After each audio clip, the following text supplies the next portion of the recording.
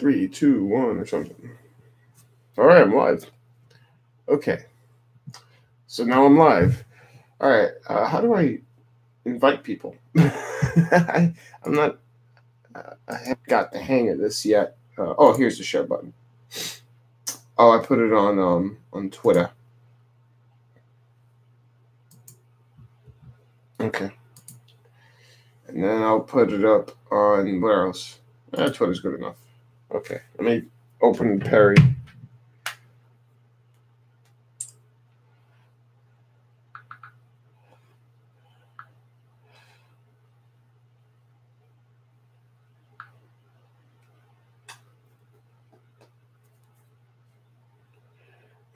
On Periscope.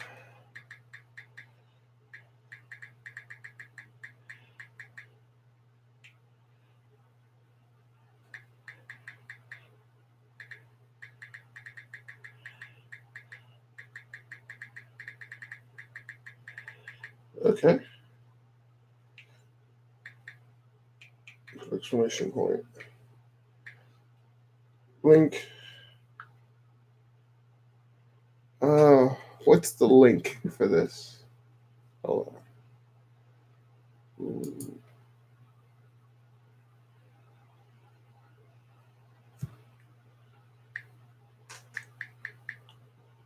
YouTube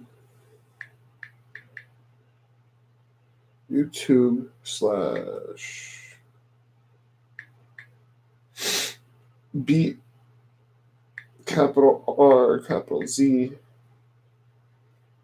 capital C capital Z E3D 7DQ, and then D is capital and the Q is capital. It says B RZ CZ E3D CDQ. All right, let's start. All right. Okay, all right, there's that. I put it on Twitter.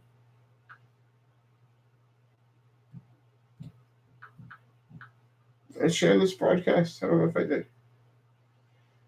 Share broadcast. No, not that. Broadcast details, share, retweet on Twitter. There we go. Okay. All right.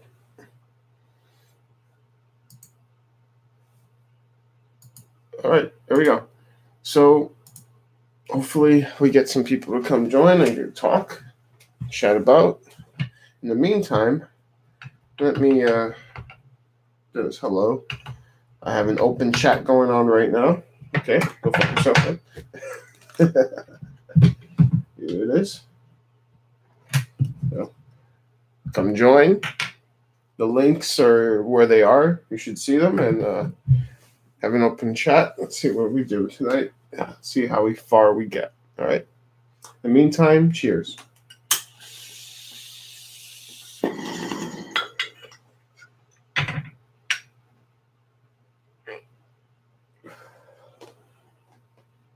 Would you come join? The links are the links in the title. Join through YouTube.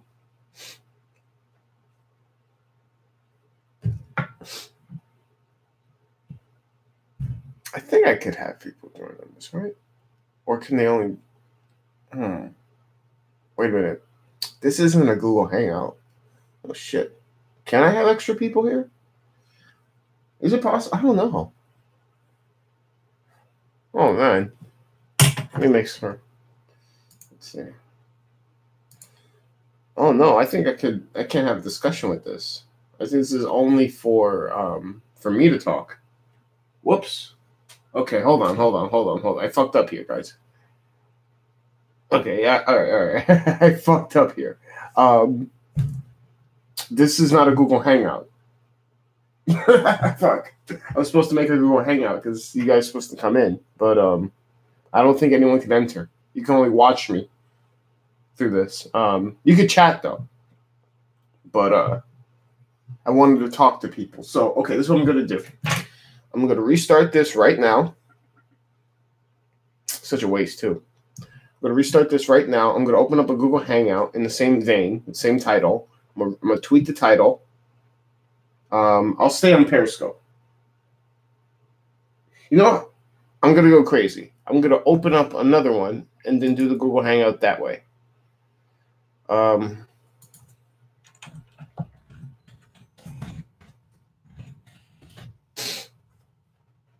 Okay. That's what I'm going to do. Have a new conversation.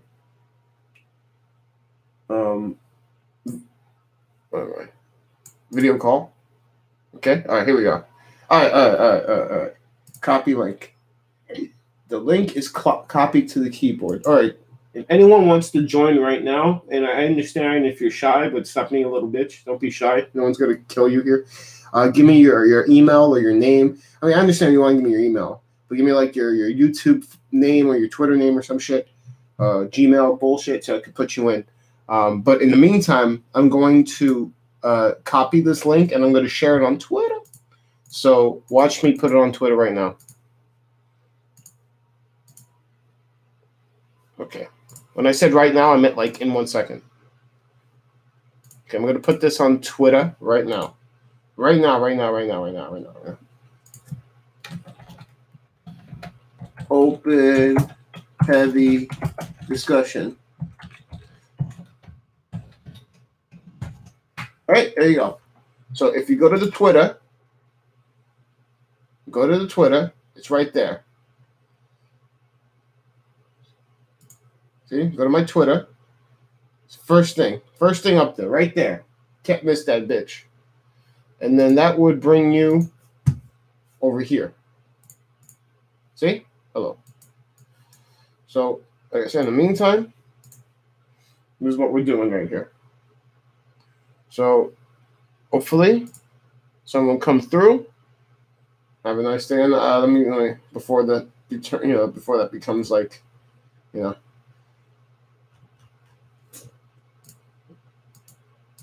Okay. Oh, it's not lagging at all. All right, so like I said, should I retweet this? It's in there. Hold on. Oh, I know what to do. I'll take the link here, right? Where is it? This thing right here. I'll take this link, right? And I'll put it in the chat.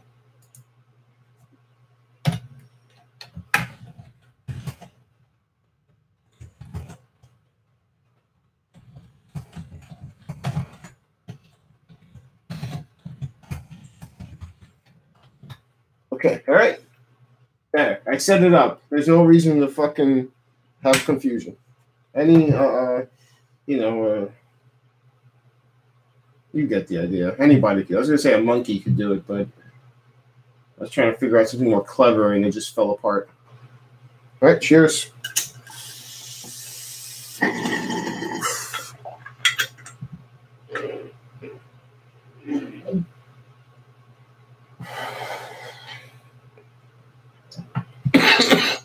It's a lot better with people.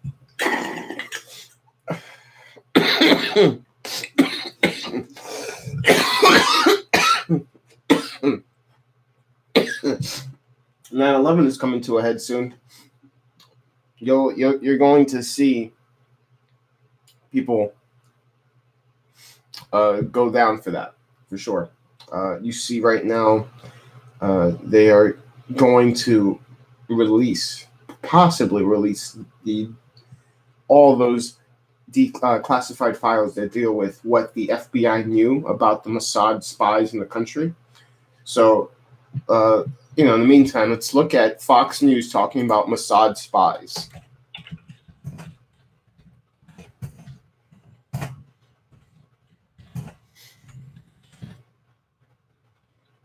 Okay. Check this out. It has been more than 16 years since a civilian working for the Navy was charged with passing secrets. It's been more than 16 years since a civilian working for the Navy was charged with passing secrets to Israel. Jonathan Pollard pled guilty to conspiracy to commit espionage and is serving a life sentence. At first, Israeli leaders claimed Pollard was part of a rogue operation. He took responsibility for his work. Now Fox News has learned. Come on, why don't you come on the YouTube? I'll let you call me son once. If you come, I'll let you call me son just for the night, because it takes you courage. Although I don't like it too much, but you know, I want to talk to somebody. I want to talk to. I want to debate. I want to argue. I want to agree. I just want to talk to a human being about politics and nothing trivial. Some U.S. investigators believe that there are Israelis again. You have the link there. Very much engaged in spying in and on the U.S., who may have known things they didn't tell us before September 11th. Fox News correspondent Carl Cameron has details in the first of a 4-part series. Since September 11th, more than 60 Israelis have been arrested or detained, either under the new Patriot anti-terrorism law or for immigration violations. A handful of active Israeli military were among those detained, according to investigators, who say some of the detainees also failed polygraph questions when asked about alleged surveillance activities against the United States. There is no indication that the Israelis were involved in the 9/11 attacks, but investigators suspect that the Israelis may have gathered intelligence about the attacks in advance and not shared it. A highly placed investigator said there are, quote, tie-ins, but when asked for details, he flatly refused to describe them, saying, quote, evidence linking these Israelis to 9/11 is classified. Of course I it will not is. tell you about evidence that has been gathered. It's classified information. So that's the information I'm talking about. There's a good chance that may be declassified by Trump, because he kind of alluded to that. And if that's the case, that's going to start putting in this process of making us understand what really happened that day. Fox News has learned that one group of Israelis spotted in North Carolina recently is suspected of keeping an apartment in California to spy on a group of Arabs who the United States is also investigating for links to terrorism. Numerous classified documents obtained by Fox News indicate that even prior to September 11th, as many as 140 other Israelis had been detained or arrested in a secretive and sprawling investigation into suspected espionage by Israelis in the United States. Investigators from numerous government agencies are part of a working group that's been compiling evidence since the mid-90s. These documents detail hundreds of incidents in cities and towns across the country that investigators say, quote, may well be an organized intelligence gathering activity. Wow. The first part of the investigation focuses on Israelis who say they are art students from the University of Jerusalem and Bezalel Academy.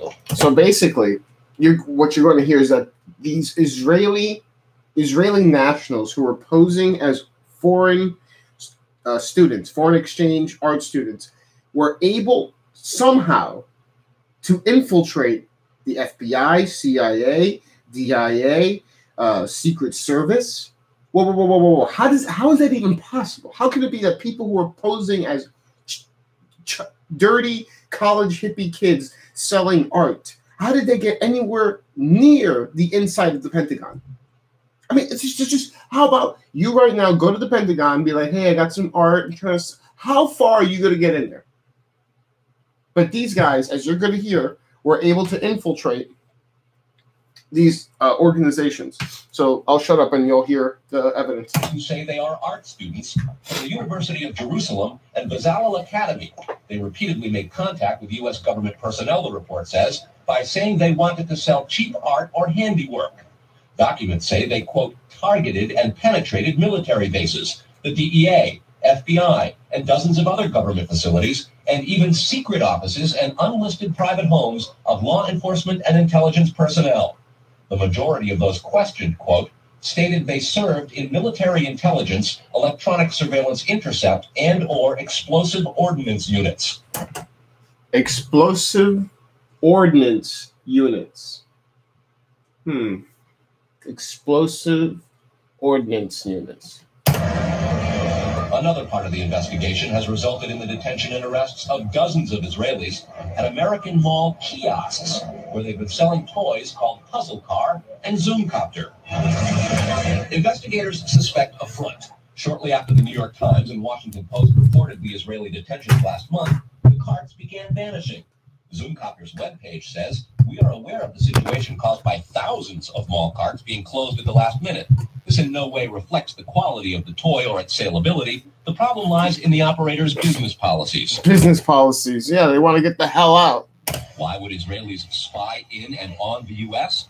A General Accounting Office investigation referred to Israel as Country A and said, quote, according to a U.S. intelligence agency, the government of Country A conducts the most aggressive espionage operation against the U.S. of any U.S. ally.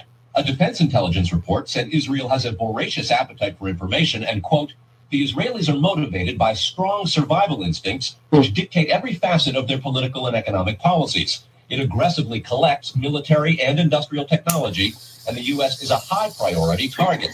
The document concludes, quote, Israel possesses the resources and technical capability to achieve its collection objectives. A spokesman for the the Israeli embassy here in Washington issued a categorical denial, saying any suggestion that Israelis are spying in or on the U.S. is, quote, simply not true. There are other things to consider, and in the days ahead, we will take a look at the U.S. phone system and law enforcement's methods for wiretaps, and an investigation into... This goes on further into how, like you were saying there, the details of the matter. But I want to show you something else that Israel did to us in the 60s. USS Liberty.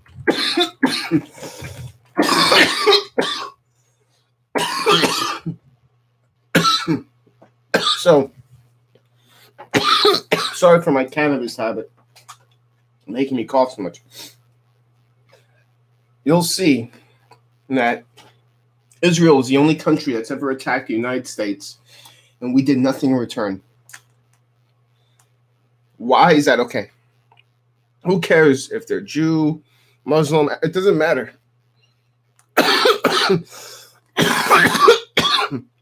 Why is it okay to attack Americans unprovoked? And then a few decades later, they give a few $100,000 apiece to the surviving family members. That makes it okay?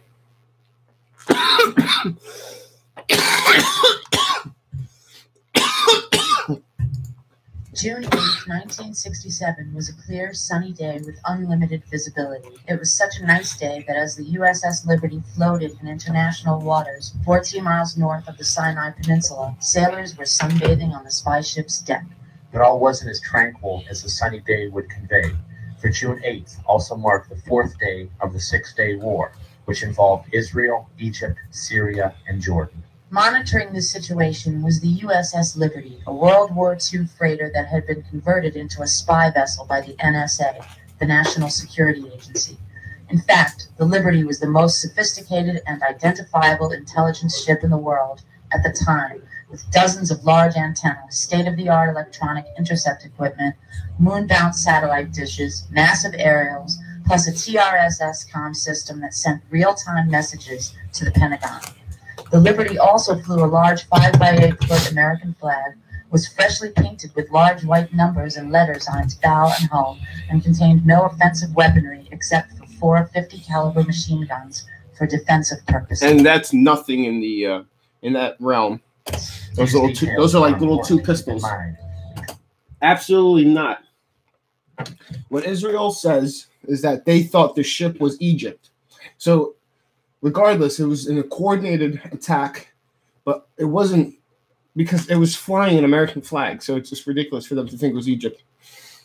And there were people trying to get away in lifeboats, and they were shooting at the lifeboats. Helpless people getting away, killing them. And they didn't get to kill everybody. And that's the only reason why we know it was Israel, because if they would have had everybody killed, there would have been no witnesses, and they could have blamed it on Egypt like they intended to, obviously. But we'll continue with the video. At 8 o'clock a.m., as the Liberty floated in 4 50-caliber machine guns for defensive purposes. These details are important to keep in mind, because at 8 o'clock a.m., as the Liberty floated in international waters at less than 5 knots with a 5-by-8-foot American flag furling in the wind, a squadron of Israeli jets circled the ship at least a dozen times. These reconnaissance planes flew at such low levels, as close as 200 feet, that the sailors aboard the Liberty actually waved to the Israeli pilots. And, as we will show later in this documentary, those commanding these Israeli jets not only ID'd this ship as being of American origin, they also positively ID'd it as being the USS Liberty. Despite being fully aware of its status, at 2 p.m. in the afternoon, 3 unmarked Israeli Mystir and Mirage 3 fighter jets pummeled the Liberty with rockets and cannon fire. These bombers initially went after the ship's antenna and electronics dishes, in the process filling the American flag full of holes. As sailors fled for cover, Liberty crewmen hoisted a new, even larger 7 by 13-foot flag into the air.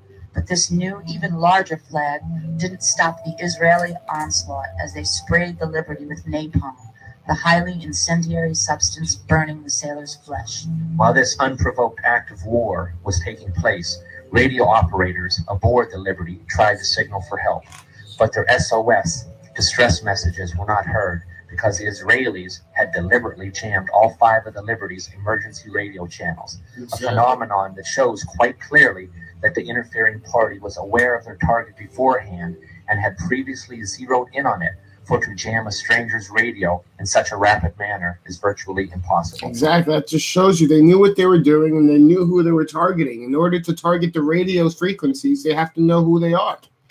Unable to get help, the USS Liberty, with 8 sailors already dead and 100 wounded, including Commander William McGonigal, was a sitting duck for the Israelis, who at 2:24 p.m. sent in 3 torpedo boats loaded with thousands of pounds of explosives. With their target already in flames, the Israelis bombed the Liberty with shells, quickly killing 25 more men. As firefighters and medical personnel tried to put out fires and save their ship and crew, they were repeatedly machine gunned by Israeli aircraft. By 3:15 p.m., after it was apparent that the Israelis didn't want to leave a single man alive, the crew abandoned ship.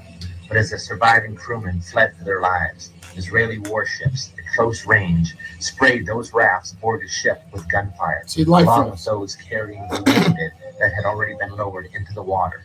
It was a sickening display of brutality and savage inhumanity. They were shooting at the bodies that they were releasing into the water. So they were shooting at dead bodies. It's just brutal. Total lack of regard for human life. The Israelis wanted no survivors. When word eventually reached the White House, President Lyndon Baines Johnson assumed that it was the Egyptians attacking our ship, so he immediately dispatched air support, which would have reached the Liberty in 40 minutes. But then, when LBJ discovered that it was in fact the Israelis who were attacking our vessel, he immediately called off the rescue. That's all history, guys. Our president at the time called off the defenses to save maybe the last, he could have saved a few dozen people, probably. And they called it off when we heard it was our buddy Israel doing the attack. In other words, Phantom jets already en route from the 6th Fleet were ordered to turn around and return to their point of origin. Try to let the seriousness of this situation sink in for a moment. Navy fighters launched from the aircraft carriers USS Saratoga and USS America were recalled by the White House. But the blame doesn't stop there.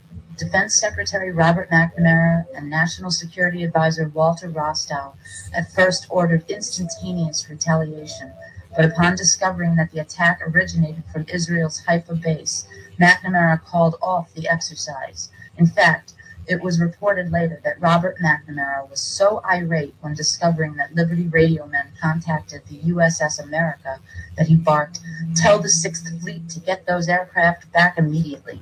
Due to this traitorous behavior, the USS Liberty had to wait 16 hours after the attack stopped before they were rescued by our military forces. It is the only instance in American naval history that a rescue mission was aborted while we give them about $8 million a day. An American ship was under attack. In all, the Israeli attack on America's USS Liberty, a ship that sat almost motionless in the water with no offensive weaponry while sailors sunbathed on its deck, lasted for 2 full hours, equaling the length of Japan's infamous attack on Pearl Harbor. 821 holes were found in the ship, resulting from aircraft rockets, cannon fire, and torpedo blasts, while over 3,000 holes from Israel's machine gun fire were also counted.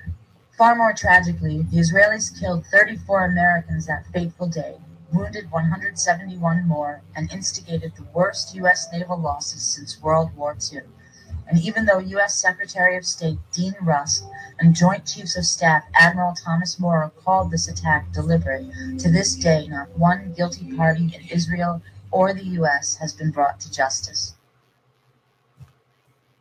But Israel's our buddy.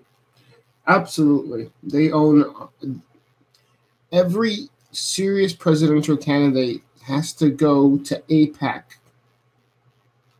to basically ask for their blessing. And if you know, AIPAC is it's a lobby group, and lobby groups are supposed to represent American national interests, but for some reason we have an Israeli, not just Jewish interests like American Jews, no, but Israeli interests in America. And so, I mean, there's no other lobby group that both presidents have to go to. I mean, you know, the Republicans go, and the liberals will go to Planned Parenthood or whatever, but none of them go to the same thing, except for AIPAC, which is the Israeli lobby. That tells you everything you need to know. It tells you everything you need to know, that both of them have to go there and then go on and on and on about why Israel's so great and how they're going to protect Israel and support Israel. Israel doesn't need to be protected. They have their Iron Dome. They have tons of advanced weaponry. They have special forces. They may be the size of New Jersey, but I mean, they have lots of technology. They're able to ship fresh fruit into Europe every day.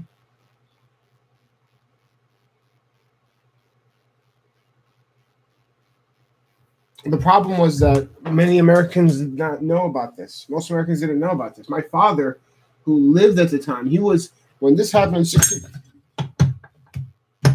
Okay, I talk too much in my hands. When this happened in 67, my father was 20. So he would have definitely remembered this, and he didn't even remember this. This was news to him. I showed him this. I was like, "You remember this?" He's like, "No." And he has a good memory. It's not like he doesn't remember shit from back then, but he didn't even know this happened. So it goes to show you that the American public was not informed, and you know, it's a shame. It's sad because what we're looking at is a legitimate attack against us, and we did nothing in return. And why? Why is that okay? When is that okay? I mean, they kill Americans, and it wasn't an accident. But that's what they claim. They claim it's an accident. What happened was a few decades later, Israel gave money out to the family members. It was like, you know, here is $200,000. Here's $300,000.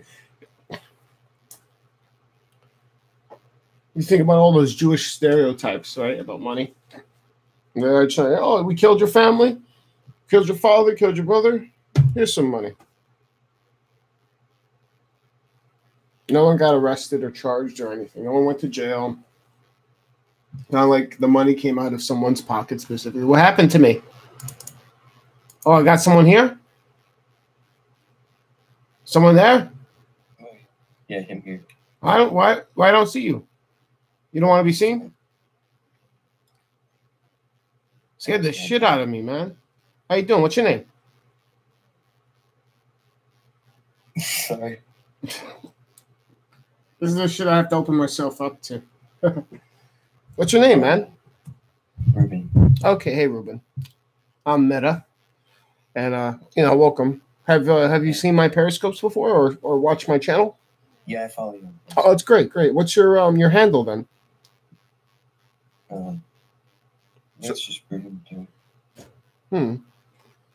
I don't know. Maybe if I saw your icon, I'd remember you. But no, thanks for coming. So did you know about USS Liberty? Yeah. I'm a fan of you, so I kind of know everything. Oh, fan! I never had anyone call me say I was a fan of anyone. That's flattering. Thank you. Yeah. So have you ever? So you never heard it before then, right? No. You really go into detail about it. That's Yeah. why I like you. Yeah, it's not like, I uncovered unknown information. This has been around forever. I mean, Alex Jones has made a movie about this. I actually want to talk a little about Jones because I think he is an underrated genius, especially in the marketing realm. I mean, he marketing schools. If you take marketing, you got to study Alex Jones. He found a way to kind of combine everything together. And I'm not saying he's fake. But I'm saying that he was able to just combine the whole like byproducts and then put it all within the context of you're helping to save, and then that's brilliant marketing. And the guy's incredibly intelligent, but he people need to understand is that the reason why he's like jumping around like that, like a fucking fool, is because that's what makes you watch him. It's more about, it says something about us more than it does about him. Because if he were to be like mild mannered, chill, collective, and talk points, truth points, no one would listen to him. The fact that he has to kind of bait people with the extravagance and then kind of pull them, like come for the crazy, stay for the facts kind of deal, right? I mean, have you ever heard of Thomas Sowell? No. Exactly. That's what I'm talking about. Thomas Sowell is a black conservative. Oh, yeah, no, Alex Jones is a genius. At least, like I said, at least a marketing genius. But I think he's like, you could call him a genius. I mean, and he's dedicated. The guy cares. I mean, he's always there. And you could say, well, every time he shows his face, he knows he sells more products. Yeah, but you could always get someone else to do it. And he does it. Hey, what's going on? Fucking haven't seen you in a hot minute. I've seen some of your tweets, though. So what was I saying, though, right before that? I was going to say something. No, I forgot. You're talking about the USS Liberty? No, right after that. I was going to go into something. Something about Jones, but no, I can't remember. But yeah, so what I'm trying to say is that none of this stuff is like uncovered history. Like this is all there. It's just that people ignore it. You see, what happens is when you have all this fucking information, right? It's like a needle in a haystack, and so you don't need to censor anybody when you just like can just like basically shadow ban them or just like inundate them with like a bunch more information that just like avalanche just like goes over anything else, and it's like, you can't. You have to be vigilant, and most people in the society today just kind of get spoon-fed information and they don't think about it, and this is where we've ended up. And like I said, we're on the verge of a civil war right now. We're on the verge of people. We're closer to one than ever before. And the only thing, like I said in my last stream, the only thing that's going to stop this civil war is if a young child gets sacrificed. I know it sounds satanic, but it's absolutely true.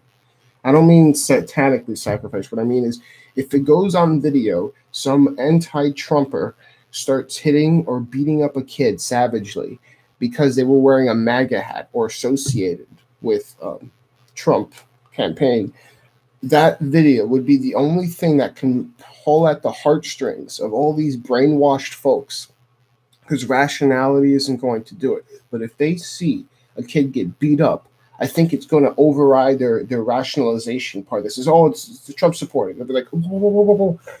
I've reached that moment of like supporting the beating of children. Like I feel like that's going to put them back. And then that's the only thing I think. If not, this is not going to end well. Has that happened already? That kid who got his hat stolen?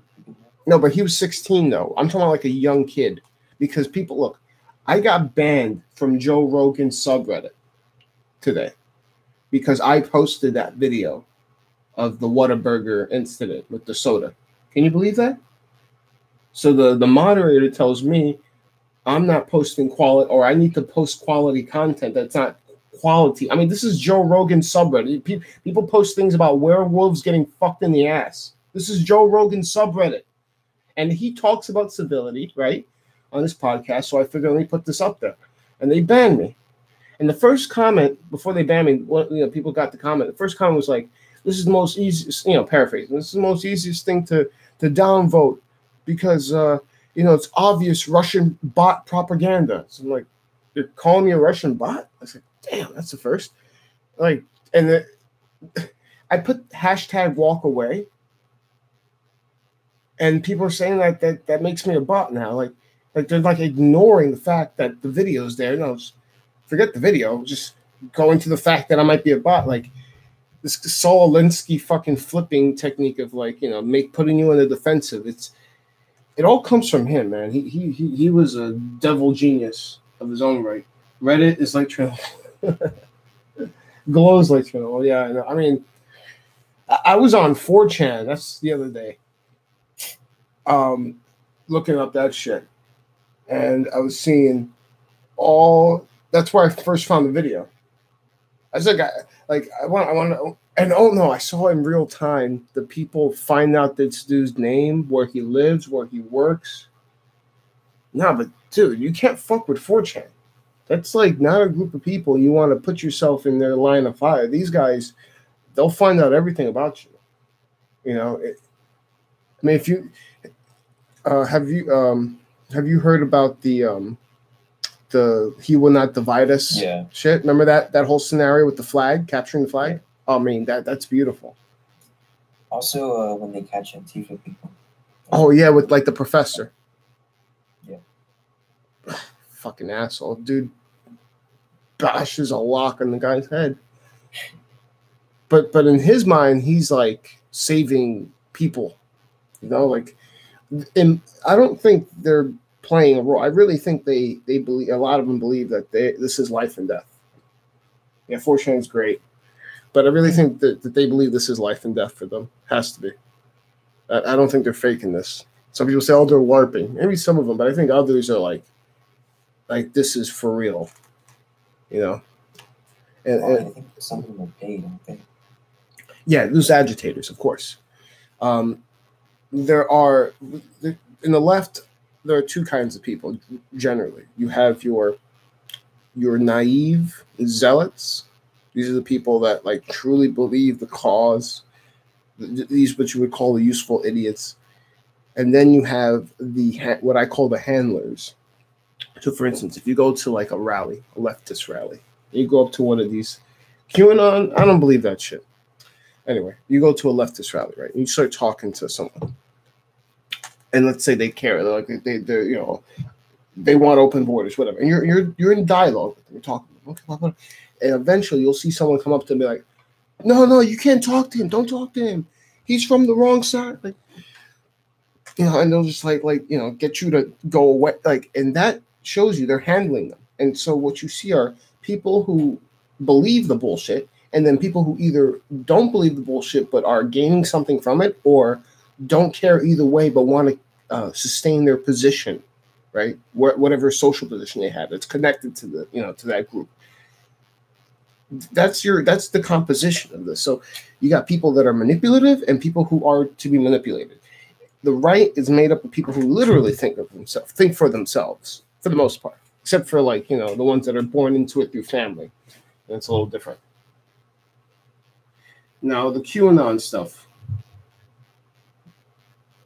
The QAnon, I don't buy QAnon.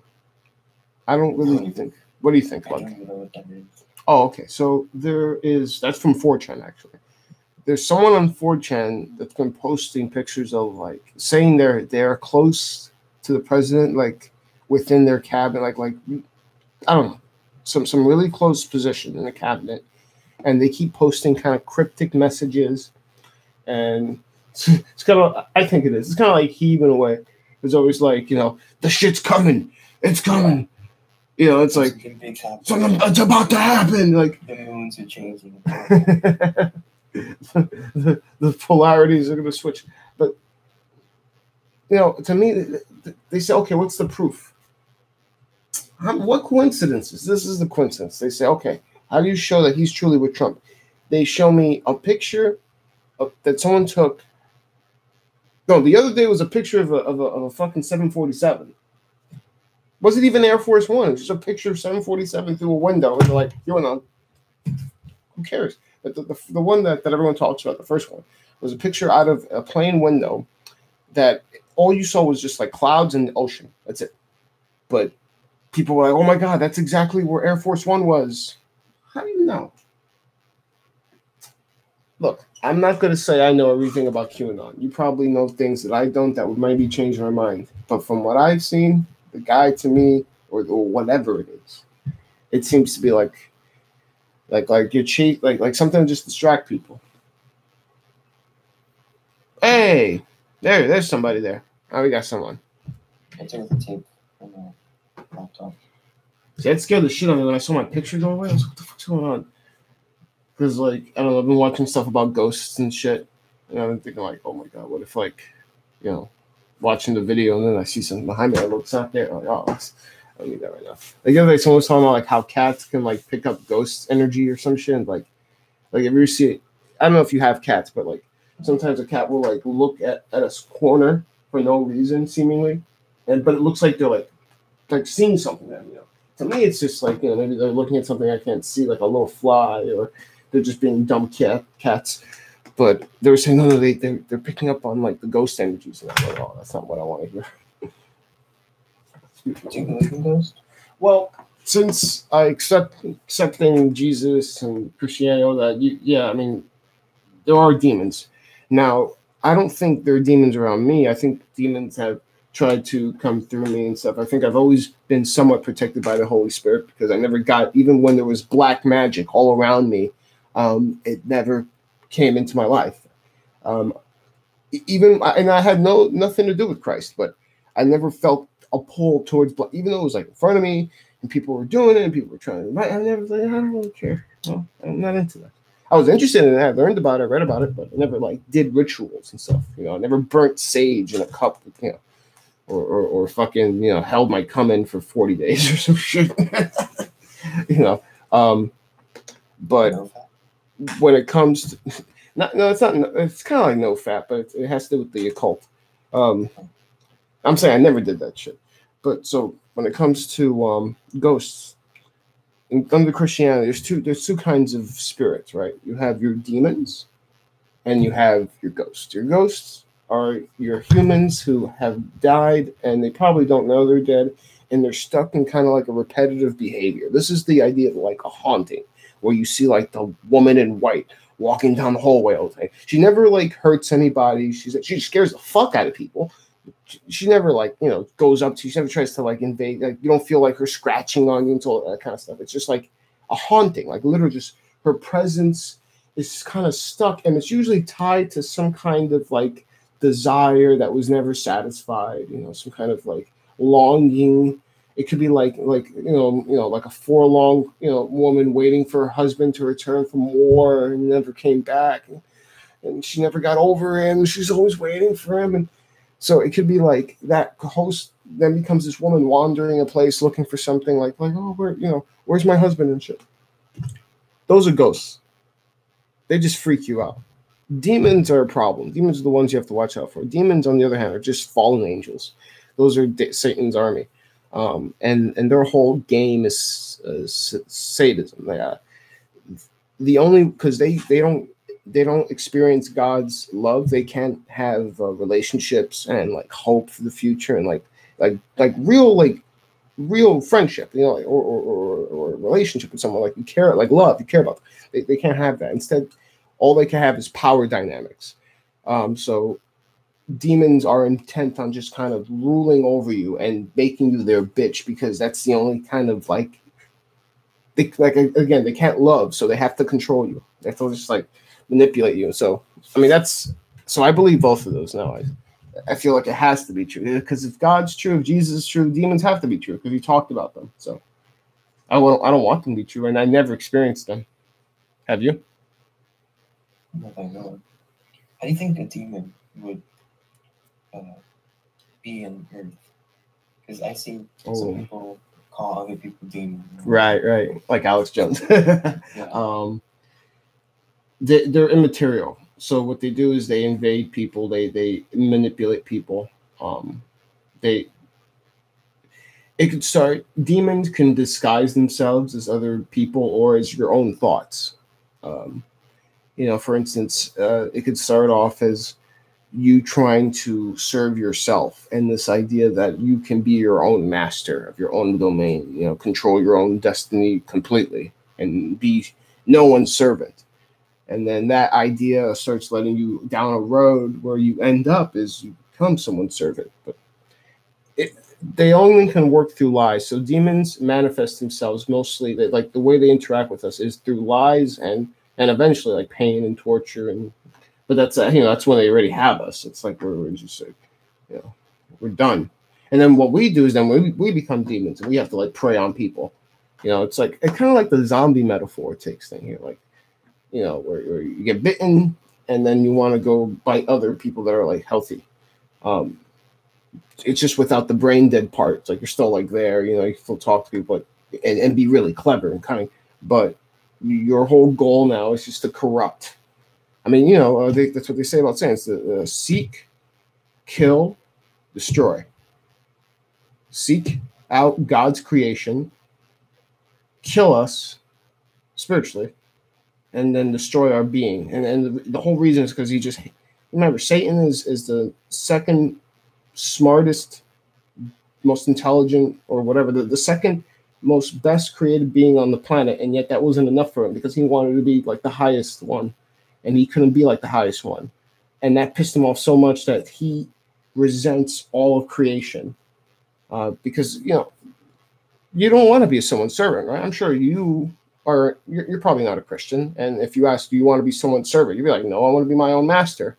Well, that's what he wanted to do too, but the reality of it is you were created to serve people, that person being God, but you can end up serving anybody. Money, sex, power, but God's what you need to serve, though. But that's how they would be on the planet, though, manifesting as lies, controlling people. They wouldn't have like bodies or anything, like at least from what I understand. Their spirit. Sorry. Go. I was trying to say I find this stuff really interesting because I'm trying to go back into it. No, yeah, it is interesting. So I used to be Catholic. But yeah, me too. Me too. I was atheist for a while, and I'm just going back into it. And yeah, exactly. Learning to the most I can. I used to think that Christianity was boring because it was just about, from what I understood at the time, black magic days. Right? It was just like, oh, it's just you believe in Jesus. That's it. That's so boring. It's like I want to know knowledge. I want to know secret, esoteric ideas, and I want to know what's behind the veil. And what now I realize is it's absolutely so simple. Jesus Christ is Lord, and I have to surrender all domains of life and thoughts to Him. And that is like I'm like a warrior in that sense, like going out and pushing that truth out. And that's more fulfilling and meaningful than my whole esoteric knowledge. And if you don't believe me, I'll show you. I'll show you how deep I went. Secret Teaching of All Ages. This was written by a guy that was 27. He wrote all this when he was 27. This is all demonic. This is all like transmission. You'll see these these figures do demons, people that are being controlled. They'll do amazing things. Like what's the word in the Bible? Magics and works or something, or magic and deeds or something like that. But they do things that you could go like, wow, that's so crazy. And this guy wrote all of this within like a couple of weeks, I think. It's like really short. He just kind of like spit it all out. But what it is a complete synopsis into all the esoteric traditions of the West. So, for instance, there's something called Rosicrucianism, which takes parts of Christ. And my grandfather was actually Rosicrucian. It's pretty amazing. And by the way, no one is a Rosicrucian. You're only a student of Rosicrucianism, but it is a cult, and at the end of the day, it is satanic. But where's the fucking Rosy Cross? No, it's Dante. Where's the Rosy Cross? Hold on a second. I know it's here, the Rose Cross. Wow. Oh. Well, I'm an idiot. I could have sworn the Rose Cross was there. Hold on, let me just go to the chapter on Rosicrucian. See, they got stuff on Atlantis, they got stuff on Zodiac, on the Temple of Isis.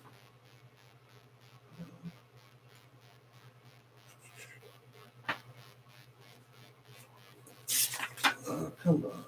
Chemical marriage. Oh, wait, that's it. Rosicrucian. The chemical marriage. No, they call it the chemical wedding. Kind of sounds like drugs, right? Chemical wedding. Okay, let's try this.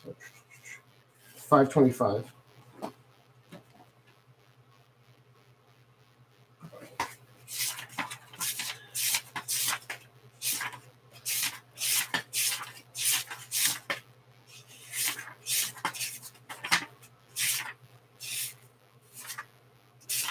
Well, basically what it is, it's a cross and it has a rose in it. And the cross itself, well, this is actually a symbol from Rosicrucianism. This is actually the chemical wedding that I talked about. And what you see is a lot of the occult stuff deals with, and Hebe will tell you, if Hebe's still watching, Hebe's an occultist, but he's an occultist in denial. But he's still an occultist. He acts like he follows Christ, but he doesn't. So what you see here is that there's a lot about opposites in occultism. And so what you see is that they'll talk about the whole world is made up of two real energies, male and female. And that the idea for all of creation is to reach a state of perfection where there's a unification between Team Christ. Bullshit, motherfucker. This dude's a fucking occultist. Anyway, the whole idea in occultism is to join the two forces, the male and the female. And what you end up getting, and you should see it here, it's kind of faded up, but what you get is a hermaphrodite.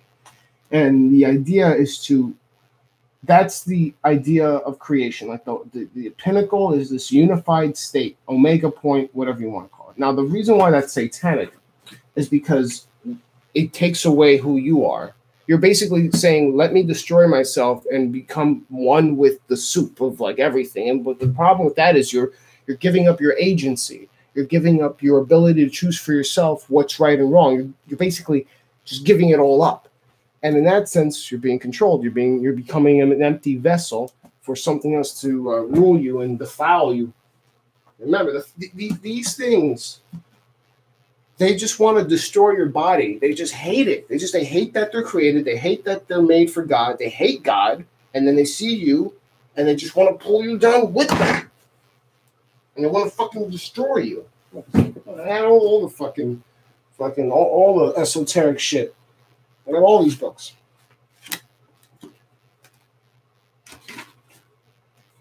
This guy right here, he might know about him. This guy right here mixed up quantum physics with Taoism and Buddhism. See? Trying to show how like when you split an atom, that some of the patterns you get or resemble some of the Hindu statues. At the time I read this, and it might all be true. That's the thing, like a lot of the New Age shit is real. Like that doesn't mean it's right. It means like there is some truth in it. You know, like obviously if it was all lies, then no one would ever buy it. And they tell you good things. I'll tell you to eat healthy. You know, I'll tell you about the world government, the deep state. You know, you'll learn some good shit. But at the end of the day, it's like, well, what's the point of this life? It's like Christ, baby. And if they don't tell you, if you have some spiritual leader you're following, and at the end of the day, it's not about getting right with Jesus or God through Jesus. They don't deserve the time of your day. I'm telling you, they don't deserve shit. Because that's what it's all about. And if they don't tell you that, they don't know what the fuck they're talking about. Cheers, my friend. You like pot? No. You see? Not everyone who enjoys these lofty thoughts is a pothead. Cheers.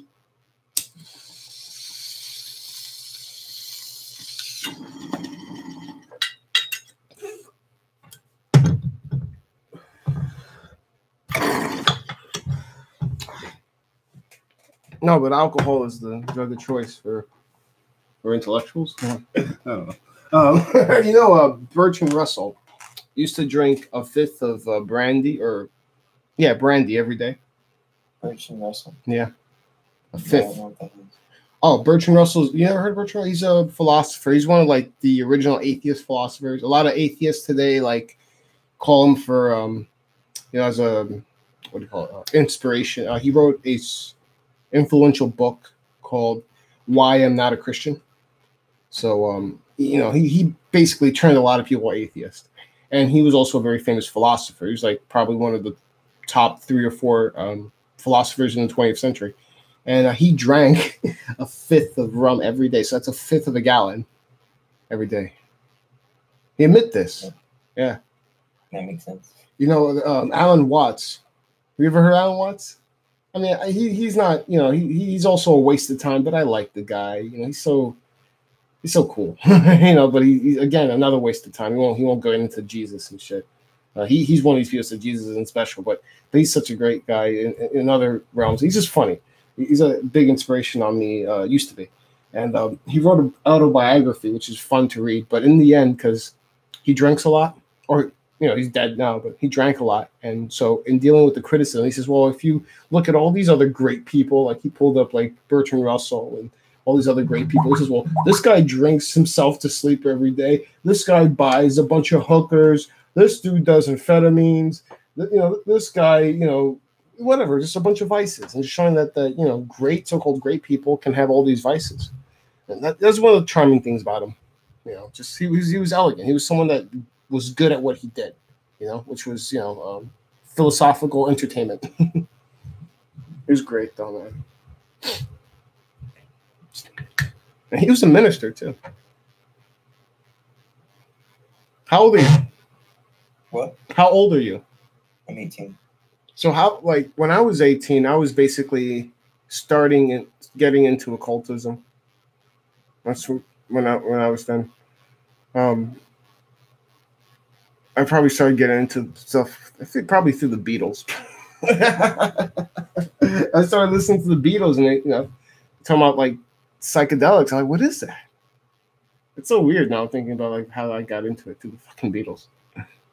But what got you to think like outside of the norm? Like what propelled you there? Was it an event? Was it something that you're like, oh, I can't believe this? It's too much for me. I've just always been into that stuff ever since I can remember. Really? Wow. Yeah. So like, so your friends are into this stuff too? No, they're not. I remember when I was a little kid. I would just look at like alien stuff and. Also, that kind of stuff. Like, so you ever listen? You probably like it. Coast to Coast. Oh, the Adult Swim thing. No, it's a radio show. Art with it used to be Art though. It's a midnight to like 4 a.m. radio show, and they have like a bunch. It's people come on about conspiracies, aliens, like things that don't fit in the normal mainstream. And it's just a popular American radio show that popularized that. It's an AM station, and it still goes on today. It's on right now. It's on every night between like about 12 Eastern and 4 Eastern. And like I said, they have everything like aliens, paranormal, and I don't know. I thought you might have been into that because then again, like that's probably old generation. No one listens to the radio anymore. You ever liked Ancient Aliens? Yeah, I watched that. Did you ever see the debunked version of it? The guy who like just destroyed. Again, like that's oh man, he just showed they just lie left and right about everything. Like they'll say some stone is like impenetrable or something, and it's like the most easiest stone to carve. What? It's a fun show. Oh no, hell yeah! It's the whole alien thing is fun. If Heeb's still watching, he believes in aliens. He likes aliens. Heeb is this guy that's may or may not be watching. He's what's his handle there? I call him Heeb. He calls me Heeb. I call him Heeb. It's weird way it came out, but I don't know. It's like Aesop something. Aesop Reflex. What is it? Very. I can't say. He just commented right on my thing right now though. Yeah, he just brought up the Fermi paradox. You know what that is? Mm-hmm. Yeah, I thought you liked aliens. Fermi paradox is probably one of your toolkits for like explaining to people why it has to be true. Fermi paradox says that the universe being so big and large that there had to be like and being so old too, that the chances of someone were running into somebody would have been like near 100%. The fact that we haven't run into anybody yet gives an issue. Like it's either. And then what people say to counter that is like the zoo hypothesis, like, aliens know we exist, but they don't touch us. They're just like, oh shit, we don't want to invade their habitat, What I heard the other day that made a lot of sense is spacecraft, right? What's this? You don't even know what the possibilities are. But think about this. You have a spaceship, right? Going, and spaceships can only fly as fast as the speed of light, right? So that means even if we went from the speed of light from here to the nearest star, it's going to be at least like 5 years, right? So you're flying at the speed of light.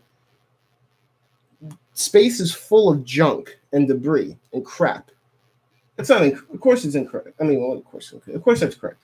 But the space is full of a bunch of shit in it, right? So you're flying through this stuff, and you're telling me that astronauts have to wear thick suits because the smallest little like pebble-like object is flying at like thousands of miles per hour, and that little tiny pebble can rip open their suit, so they have to wear like an extra layers and stuff. You're telling me that's the case, but these people traveling at the speed of light aren't going to crash into like a meteoroid? Like, it just seems to me like, oh god, I mean, like, that's so simple. Like, obviously, if like there's a straight line right from here to like the next star, and you go on the speed of light, eventually you're gonna hit some fucking asteroid, and even if it's a small little pebble asteroid, the fact that you're going so fast is gonna like rip your spaceship apart. Now you could say like, okay, I don't know, it's force fields, but okay, that goes into something else. Natural plasma. Okay, all right. That's different. I thought about that the other day. That's right. So it's true that there's wormholes. Wormholes are possible. So you got me there, Heath. You got me there. All right, wormholes. You're absolutely right about that. Absolutely right. So you don't need to, because you could just fold space, and so you don't have to go like all the way across. Just fold that bitch and just jump across. But look, I don't know. Whoa. No, Heath. I want you to see this too. Ruben? Yeah. Okay, cool. I want you guys to see this, and I want you to tell me what the fuck this is, all right? Because you want to talk about aliens? Here's something I want you to see. I put this on my Twitter the other day. What is this? Let me share the screen with you so you can see what this is. How do I do that with this bitch? Here we go. All right, you're going to see my screen. Okay, so check this out right here. This is fucking nuts, right? You guys tell me. You guys tell me what you think this fucking thing is. Did I go too far? Oh my god. Okay. What the fuck is this? What is this?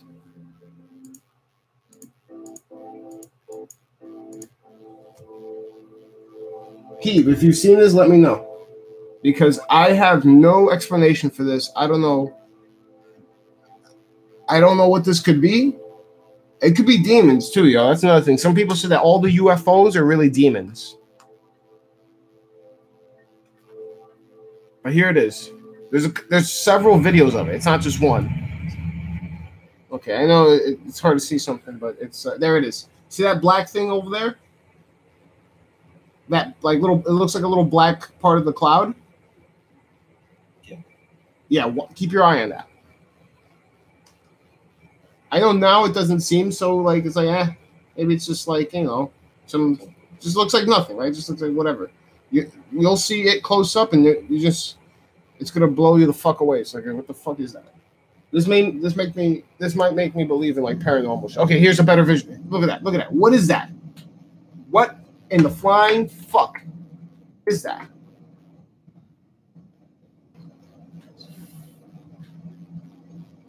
Come on. There you go. Look at that. What is that? Here's a gnarly one. Look at this. Look at that. What the fuck is that? What the fuck is that? What? See it? What is it? What is that?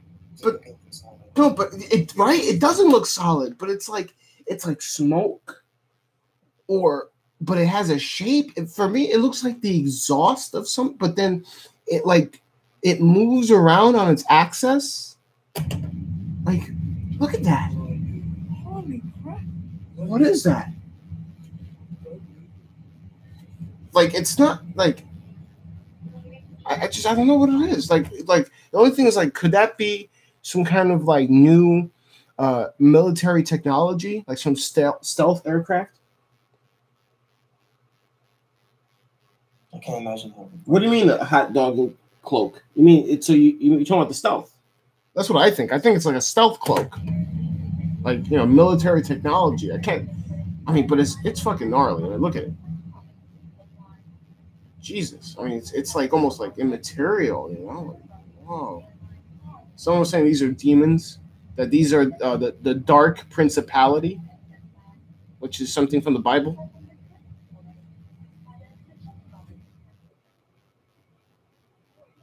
It's a vessel.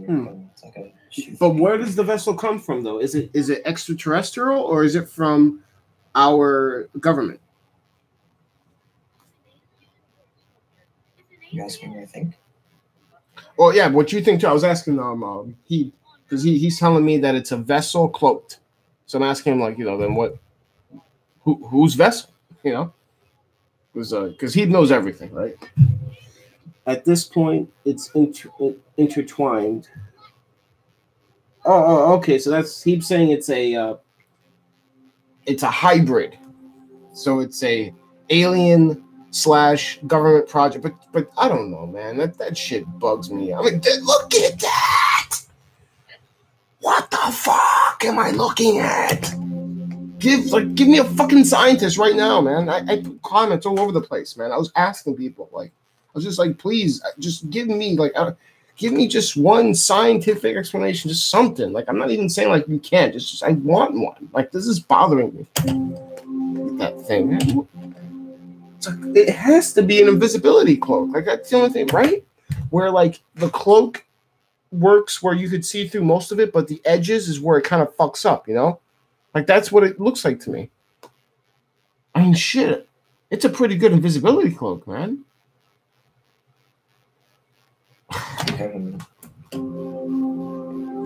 Reverse engineering. Oh man. Man, so yeah, that's I saw that shit the other day. I don't know what the fuck to do with that shit.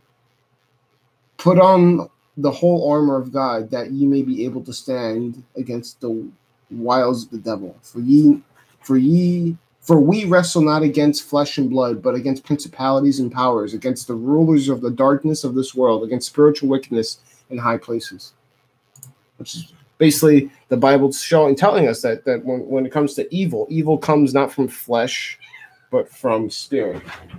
And chill the fuck out. Oh, you see, this is what I'm talking about. The cat seeing a fucking the cat's seeing a some kind of ghost right now. That's what I'm saying. How much do you think the government hides? Everything. Everything. I mean, if you follow me, I talk about 9/11. So it's they. Did you ever see the admitted heart attack gun?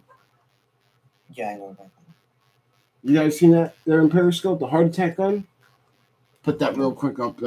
Real quick, though. It's like a minute heart attack gun, man, because I saw it go on the JREF forum, and they're like, well, just because it simulates a heart attack doesn't mean it actually causes one. I saw that guy you were following, Mike Tokes, on Twitter. You know him, right? Which one? Mike Tokes. Mike Tokes. Follow him on Twitter. I saw. What's his handle? Mike Toke?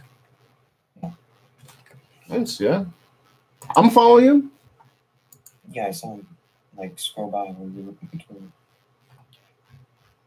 Anyways, I've heard him say that there's a cure for cancer that's being held back. Well, cannabis has been shown in not in vivo, but when they put in the pastry dish, not in pastry. Did I say pastry dish? Peri dish. It's been shown to kill cancer cells there, but not in living things. So you could say that's been held back because obviously it's Schedule 1, so you can't do as many researches as you could. So obviously that's you would say it's hold back, but they have whole programs. I mean, just think of MK Ultra. Look at the shit in San Francisco.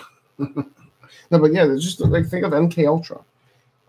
They literally were trying to turn LSD into a weapon, and they couldn't. And then 10, 15 years later, people were trying to use LSD as a way to like expand your mind and expand your horizons in life, change meaning, heal yourself, whatever. And then no, when people try to improve themselves with psychedelics, make it illegal. But but hey, before that, we were trying to turn the fucking thing into a weapon, and they knew they couldn't even turn it into a weapon. So it's like they can't turn this into a weapon, yet 10 years later, they're saying it's the most dangerous thing ever. The whole war on drugs is completely bullshit. But what we need are Generation Z guys like you, Generation Z, who don't do these drugs, don't, but at the same time realize how stupid this whole shit is. It really is. I think most of these substances you probably shouldn't do until your brain's like fully formed. And I think that goes for even caffeine. I think you should probably have your system, because you're still developing. Or you should just have it there from the get-go, one or the other. But I really think your generation right now is really important because you guys are way more conservative than millennials. You guys are doing less drugs, which means you're also buying less of the hype too. You're buying a lot less of the liberal hype, like a lot of the propaganda, like the propaganda that the millennials like bought hook, line, and sinker. You guys are like bypassing that. So good on you. I don't know what it is though. I think it might be just the fact that you've been exposed to the hypocrisy, like you've been able to see videos on it, like YouTube and stuff, and see like when I was becoming, when I was first like a Marxist, there wasn't a lot of like anti-Marxists on YouTube. There wasn't even YouTube, It was just like you read a couple of books. I even had the first few Marxist books I have here. And that's when you don't have like someone on YouTube, even like a hot girl on YouTube tell you why your Marxism is dumb. Like that wasn't there. Now you guys are just like you're fucking 12 and you're like, well, I'm thinking about becoming a socialist. Well, let me look it up real quick. And then you see people being like, made stupid for it. Like, oh shit. like we didn't have that, and you guys have that now. But your whole life has been put on social media. So that's kind of like the bad part of Generation Z. Basically, your whole lives are on social media, basically. It'd be really funny when my generation has a president. I wonder what's going to happen. Oh, no, yeah, right? That's what I'm saying. They're going to go back to when he was like in high school and middle school and some fucking Snapchat video or something. They're like, look at what he did. Like, he's eating a Tide Pod. By the way, there's the paradox there, because it's supposed to be a smart generation, but then you fuckers are eating Tide Pods. That's such a boomer thing to say. But why? How did that? And then it was like snorting condoms, and then there was a literally like burn yourself challenge. It's just, what is wrong with people? Burn yourself. Like, I don't understand that shit. Like, go smoke some weed. Like, what the fuck? Like, the worst thing I did when I was a kid was probably throw pennies out of a window. And water. We used to throw water out of the window. Throw it at people. But, like I said, so it is a big change, your generation. So what do you think about, like, because you must be entering college now, right? Or are you going to go straight into work? No, I'm college. And what are you going for? Gender story. What was that? Gender studies? Engineering. That's good. That's what we're talking about. That's what makes you more conservative as a generation. When I went to college, my first fields that I picked were history and philosophy, and then psychology. And everyone around me was like the same deal. Like I didn't pick fucking gender studies or something like that, or Latino studies. But what kind of engineer? Do you like civil engineering, aviation, petroleum? That's the one that makes a lot of money. Like working with oil, but then you gotta live in the Yukon Valley and shit for like half the year. I would never do that. Yukon Valley? Or one of those oil fields in like a remote place. You just have to live somewhere far away. But like, what kind of engineering are you thinking about? I mean, I know it's early still, so it's not like you have a definite answer. But are you thinking about any of them? But I've been thinking about the last one. So you just like, is the program you're going to like general engineering, or is it like a specific kind?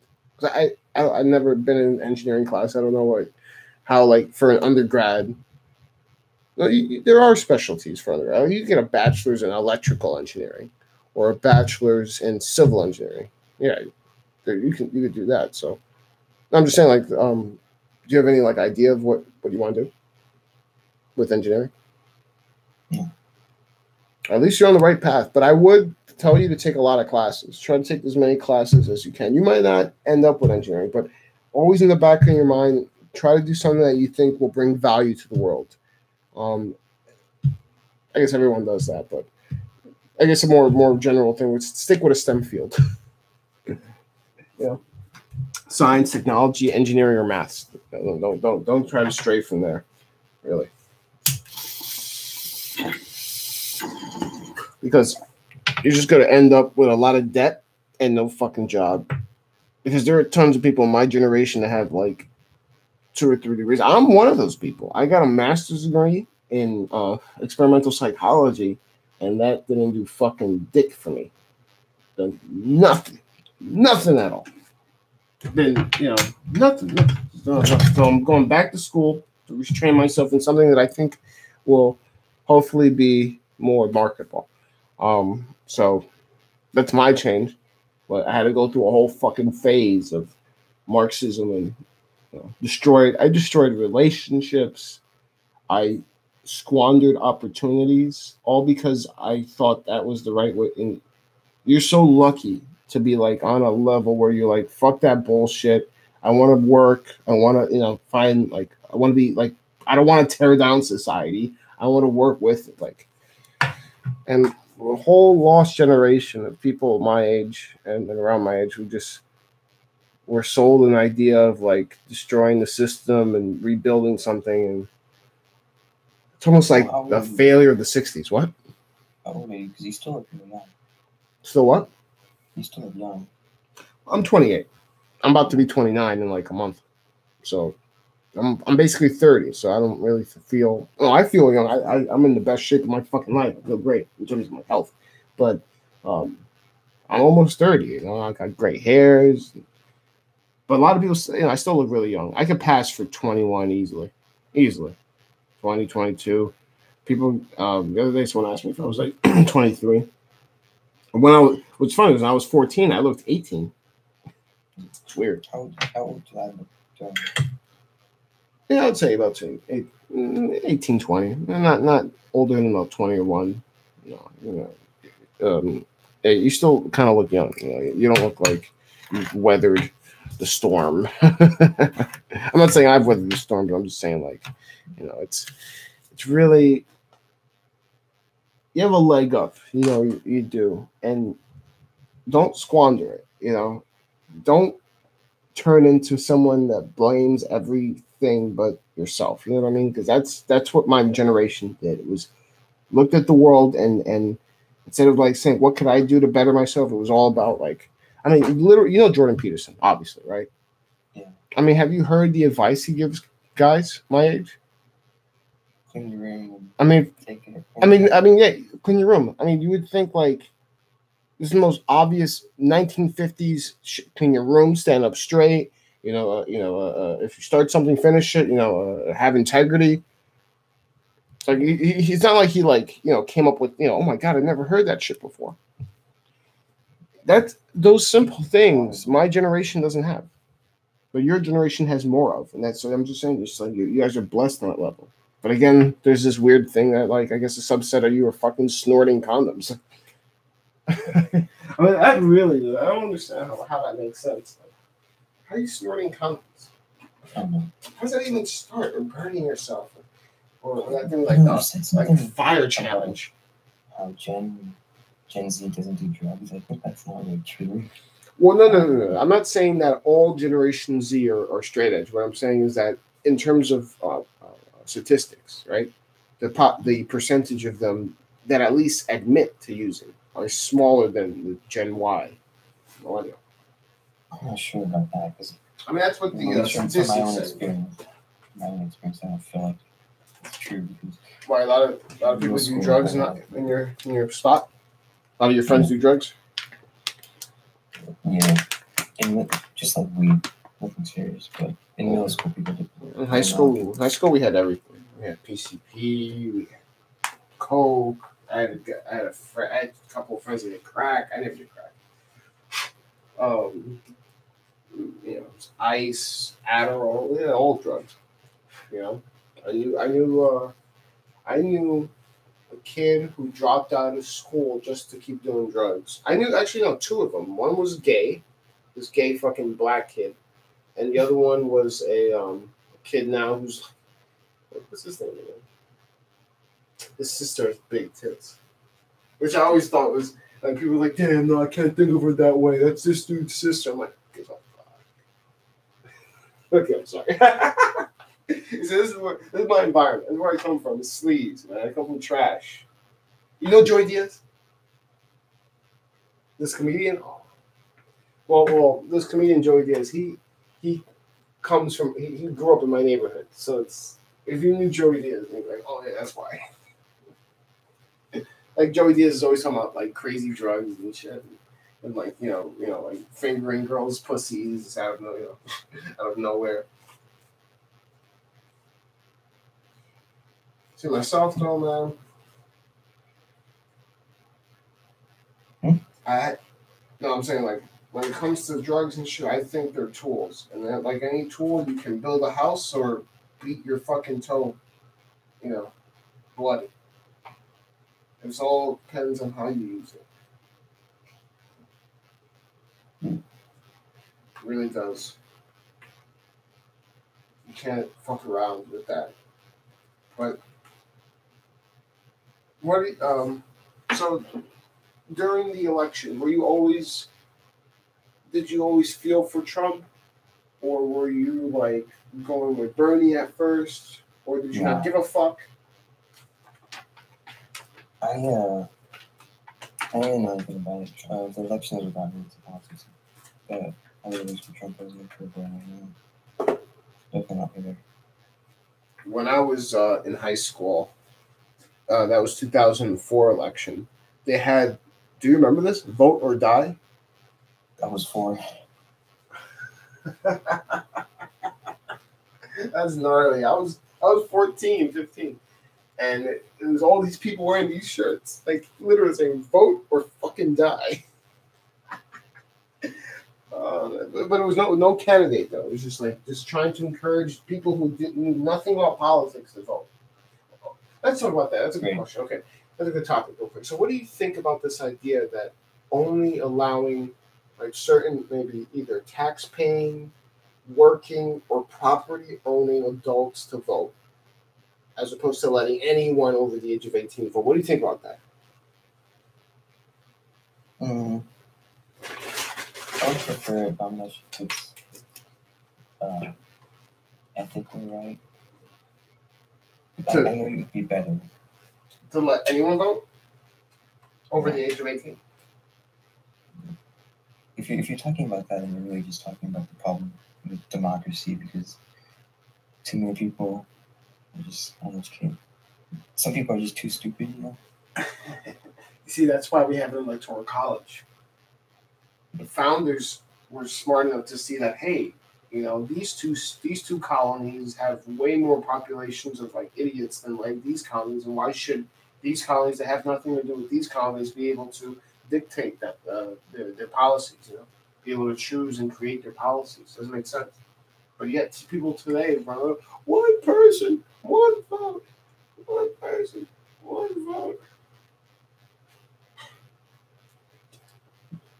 You're obviously white, right?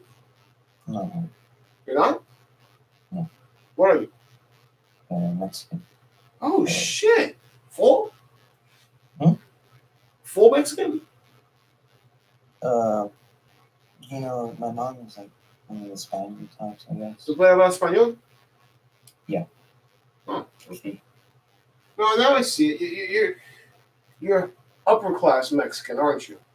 Mm. Admit it. You're fucking You got European features, dude. You know, don't worry. I'm even though my dad's brown, I got European features too. It's not a problem. But because you know, man, in Mexico, the novelas and the politics, like the novelas are filled with white Mexican beautiful fucking hot ladies that are like insane. Even on the news, but they're all white. They're not like short brown, Mexicans. They're these tall European blue-eyed blonde fucking haired in many cases. And then you look at like the politics, like the senators and shit, the presidents, they're all the same way. Like these like tall Europe, like a lot of them have like Danish and Spaniard blood in them. And you probably have a lot. I have Spaniard blood. My great grandmother was a slave in Puerto Rico, so that means my great grandfather was Spaniard.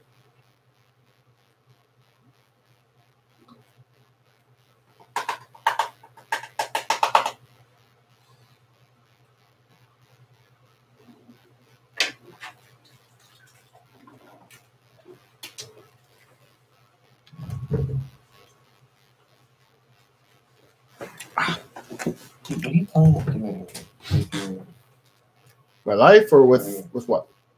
career? I really like your meta stuff. I really in terms of this is just a hobby. I don't want to. I made a video. I don't know if you saw it a little while ago called like it was called "Selling Out Love," and the idea is that what? I saw that. So do you remember the message that I put there? It was basically like that. If you have a passion and you turn it into like your the way you make your income, that thing becomes a caricature of itself because you have to put it in an arena where you have to make it work for someone else's value as opposed for your own inherent value that you think it has. And then because of that, you're gonna have to trim it. You have to change it and format it in a way that appeals more to the audience than it does to your truth. See what I'm saying? So because of that, that's why I'm not saying that that must always happen or the way it's caricatured can't leave some important aspects of it in, but ultimately what I would like to do instead is make a lot of money elsewhere and then with that money sponsor people that I really like or like as a patron or do it on my own free time and like retire early or just like what I'm trying to get really into something called change management, and I'm not going to go too deep into this because this is going into like my thing I'm learning right now. But I want to get into something called change management, which is basically helping companies change their cultures and during mergers and acquisitions and during expansions. And the great thing about that is it's a contract based kind of job. So I would get paid for individual so-called gigs, let's say, short and then. I can do a couple of them and then have like 4 or 5 months out of the year where, the first 6 months I did a lot of these. So I have enough money where I could just kind of and then during that period where I could coast on that money, I'll do more of this stuff. That's what I plan on doing. Sorry. That's basically my plan with it. Okay, because I really do like what you're doing. Oh, that's great. I appreciate it. I feel like it deserves more. Thanks. The thing, I guess you just share it, and especially, you don't even have to share the videos that I make. You just share the ideas, Would you ever go like on a live stream or something? Because I know that's something. I'm on a live stream now. No, but like, how like people have those huge live streams, like we call it blood sports or whatever. Blood sports? No, please don't. What does this mean? You mean like gaming? No, it's just people will just debate their ideas. Oh, hell yeah. I used to be part of a group called Call Out, or not a group, a website. That's really just become really popular on YouTube. Oh, they call it Bloodsport? That's great. No, I'm down. It's just the thing is, and I'm not bragging, and I don't want to be like Alex Jones. I'm not bragging. But wait, we're on like 100 affiliates, but I'm not bragging here. But we changed the country, but I'm not bragging. Well, seriously though, when I was part of Call Out, people would either like not debate me anymore. Like so for like 9/11, some guy was like, "I'll debate you about 9/11." He just disappeared. But what ended up happening, and this is why I left the site, was I kept getting these liberals just just literally calling me a rapist, calling me, just insulting me left and right. And I said, why am I going to sit here and take this shit? It's like, we're not even debating anymore. It's like, and they're like, oh, won't you do? And then when I went to the founder, the head of the website, I was like, are we going to just deal with this? Or like, you're just going to, we're having a debate about something specific and this person's like insulting me. And you know what he told me? He was like, well, those are claims and you could just denounce those claims. So if he calls you a rapist, you could just show him why you're not a rapist. And I'm just like, if there's a specific debate topic and there's limited time and I have to spend time to talk about something I'm out, see what I'm saying? Like, I was just like, fuck this shit. They just use it to story from the topic. No, yeah, because this goes back to Saul Alinsky and the rules for radicals. If you get your opponent to be in a constant state of defending themselves, like, I'm not a racist, I'm not a sexist, then they're never going to be in a position to defend, to put forward their ideas or to attack yours. The rules for radicals, you got to look at them. You got to read them. I'm not saying you got to like do them, but you have to learn them because they're being utilized all the time. All the fucking time. Who's there on Periscope Land? What? There's this one guy on YouTube called JFG Livestreams. Mm-hmm. Do you know who JF is? Mm-mm. JF? Yeah, he's this French-Canadian guy. And most of the time it's really civilized. It's not like people talking over each other like we just said before. His fans are like really alt-right and stuff. Which is I love talking to the alt-right, not because I agree with them, but because they are so wrong about race. Like, listen, I love just going up to me like, I am mixed race, and I love mixing race, and that's why mixed race people are the sexiest people on the planet. Latinos and Latinas are the best-looking people on the planet because we are a million different things. We got the Europeans in us. We got natives in us. We got the blacks in us. We got people from Asia in us, through history and through migration. I mean, all that is like genetic fitness to a T. That's why white people, have you noticed, like, when you have like you hear about someone with like a family member, and this is all with sympathy, of course, right? You hear about someone with a family member that has like a really weird genetic disorder. Like, are they, most of the time, what race are they? white. Exactly. Because Europe is such a small little fucking space, right? It's not even a continent. It's the tip of Asia, right? You have all these people basically inbreeding. I'm not saying people are like literally marrying their cousins, but the genetic diversity is low. And so because of that, recessive genes where these crazy diseases come from are able to manifest much more easily. Whereas with Latino populations, if you get like people who's like, two different races or two different parts of the world, their major, what do you call them? Not major genes, their dominant genes will be expressed. And dominant genes usually don't hold diseases. So that's why we're healthier than these guys who are basically inbred in a sense. This happens to people in islands too. They get a lot of diseases, and it happens in Muslim populations because Muhammad married his cousin, and everyone else married their cousin too. And I don't think that's a problem for Europe anymore.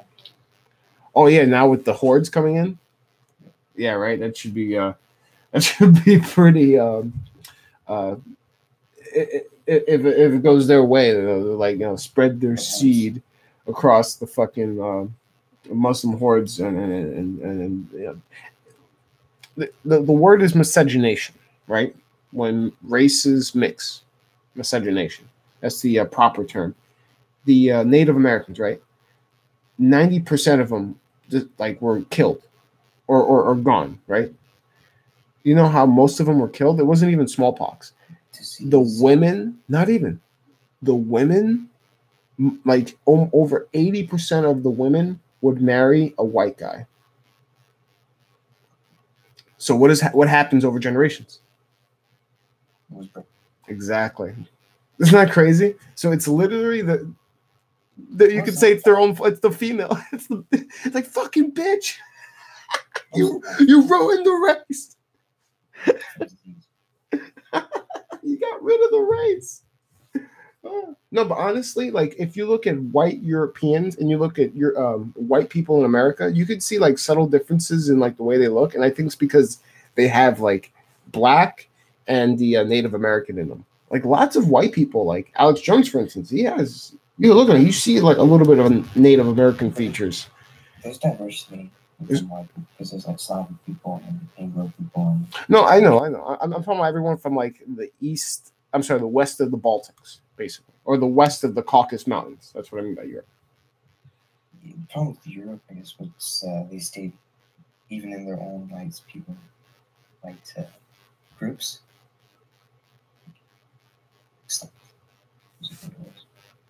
What was that? Slavs with Slavic people and Irish people with Irish people. Oh yeah, and then that's where slaves come from, right? Or the name slave comes from Slav. Yeah, but but Eastern Europeans have always been kind of different, ostracized in a way from Western Europe, right? They not only do they have their own like groups of languages, they have their own like religions and shit. But I feel like especially in Russia, like there's secrets there that they hold, like the kettlebell. It's 1:30 a.m. Oh, you're in Cali? Yeah. Oh, it's 4:30 here. I started at like 3. Listen, if you gotta go, I'm not holding you. No, but I really appreciate you coming by, and it was a great chat. What was that? I didn't really talk very much. No, but no, listen. Towards the end, especially, you started talking more, and like you started telling me things you know, and you know things, and like I said, you're on a better track than if I was your age, or when I was your age, I would have like tried to convince me of like why like Marxism is good and why we need to like put all the resources together and then dolly them out. It's going on these tangents, and I just like listen to them because I have. Oh yeah, stuff is new to me. Yeah, just taking it on. That kind of reminds me of Terrence McKenna when he would say that all these people listen to me speak, and it's all because they don't want to spend like a Saturday afternoon at a library and just read. Pretty much. Yeah, basically. But I mean, hey, it's convenience, and I did it too.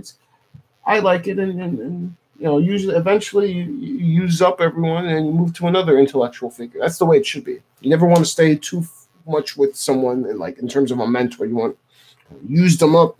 Is everything I could get from you? Bring the neck.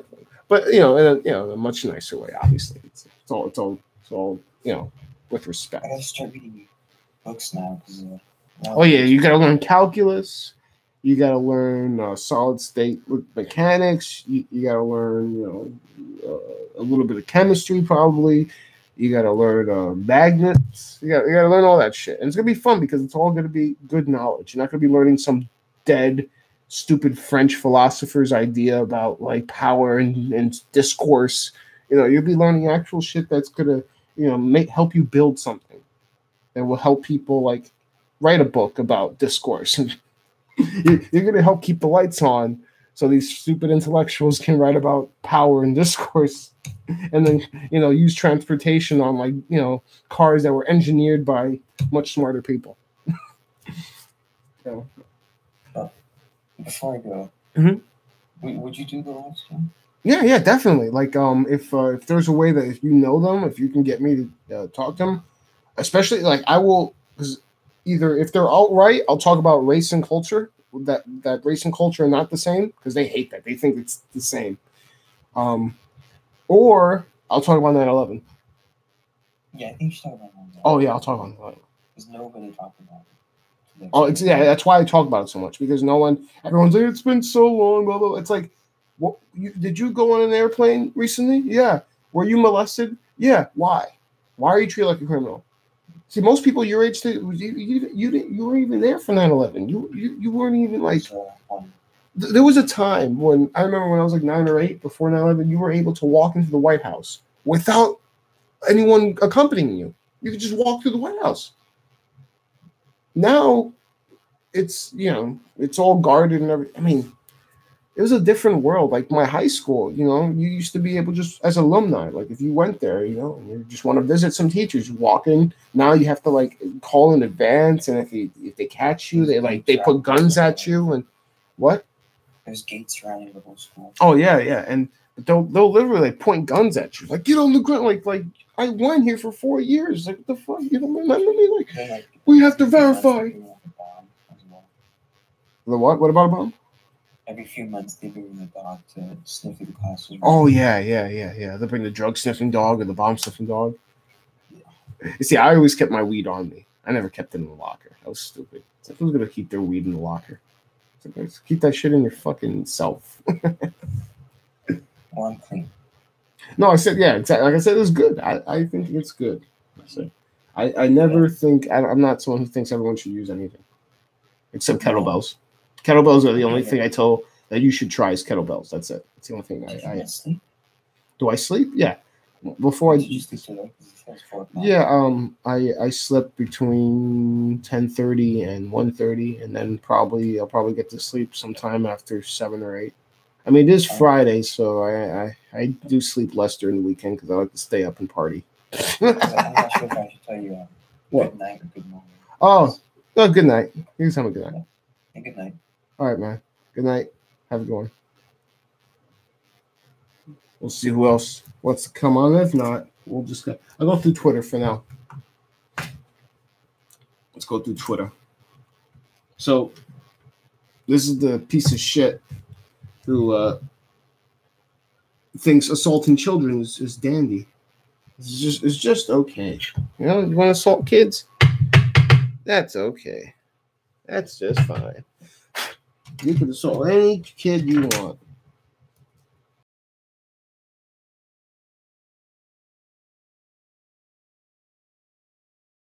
Oh, please, Lord, let me debate 9/11 with these people. Please, let me debate 9/11. I should do a live stream on 9/11, huh? I should probably do a live stream on 9/11. What's this 30-year-old?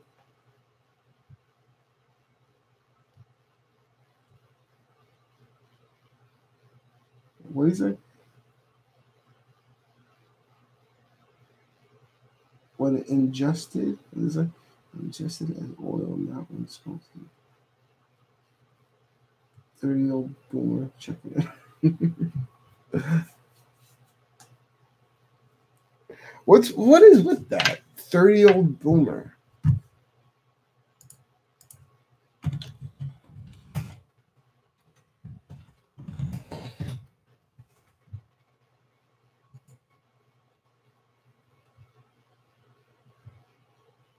Nah.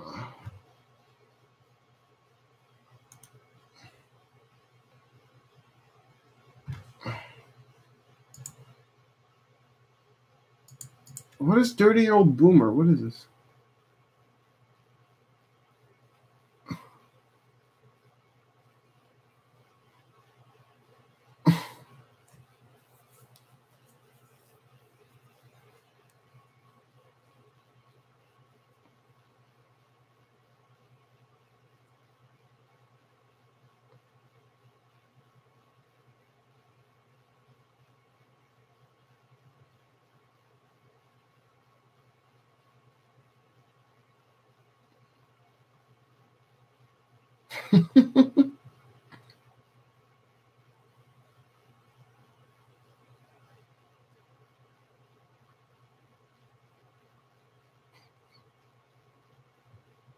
"30-year-old boomer."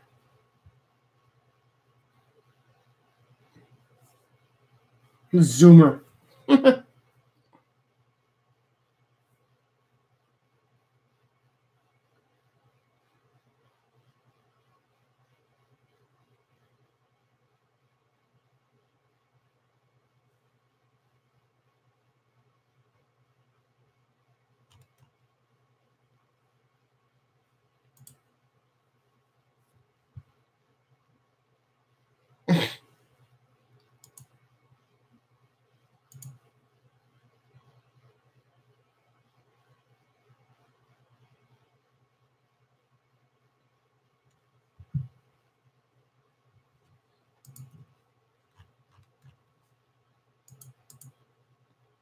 All right, so I'm gonna play some shit from.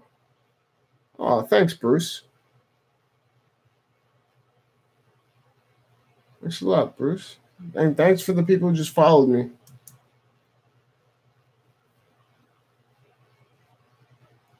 The cat doesn't look human. How does he look human?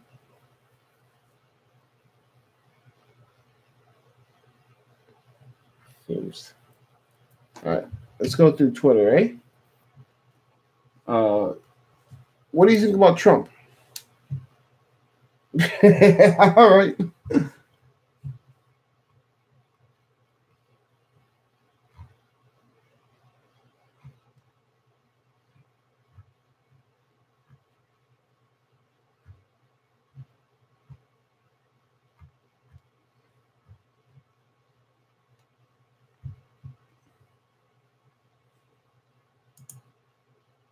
Oh, we got someone here. Cool talk, dude. Good night. Oh, that's Ruben. All right. Oh, JFG live streams. Let me look that up. JFG live streams.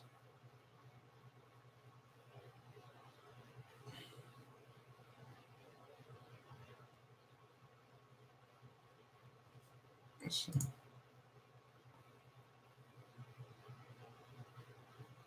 Oh, let's do it.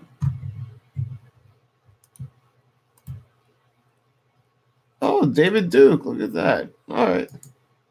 You got my. I'll check you out for a while. Okay. All right.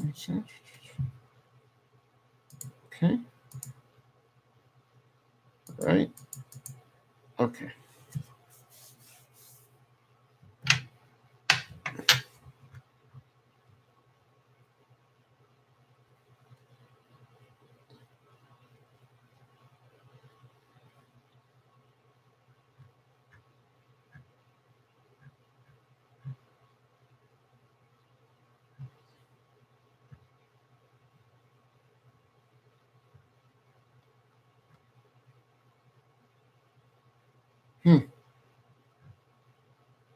Hello. So what do you think about Trump? Or, I don't know, it's the only political question I come up with. Either that or ask you what religion you are. You got anything to say? Or are you a Russian bot?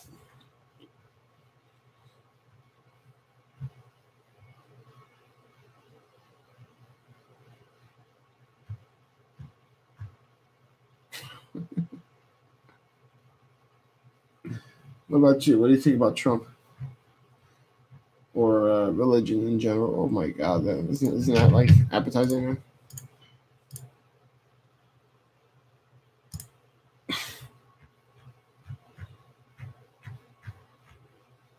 It's fucking. Thank you. He got arrested. Look at his mugshot. Got arrested for assaulting a minor. Fucking scumbag.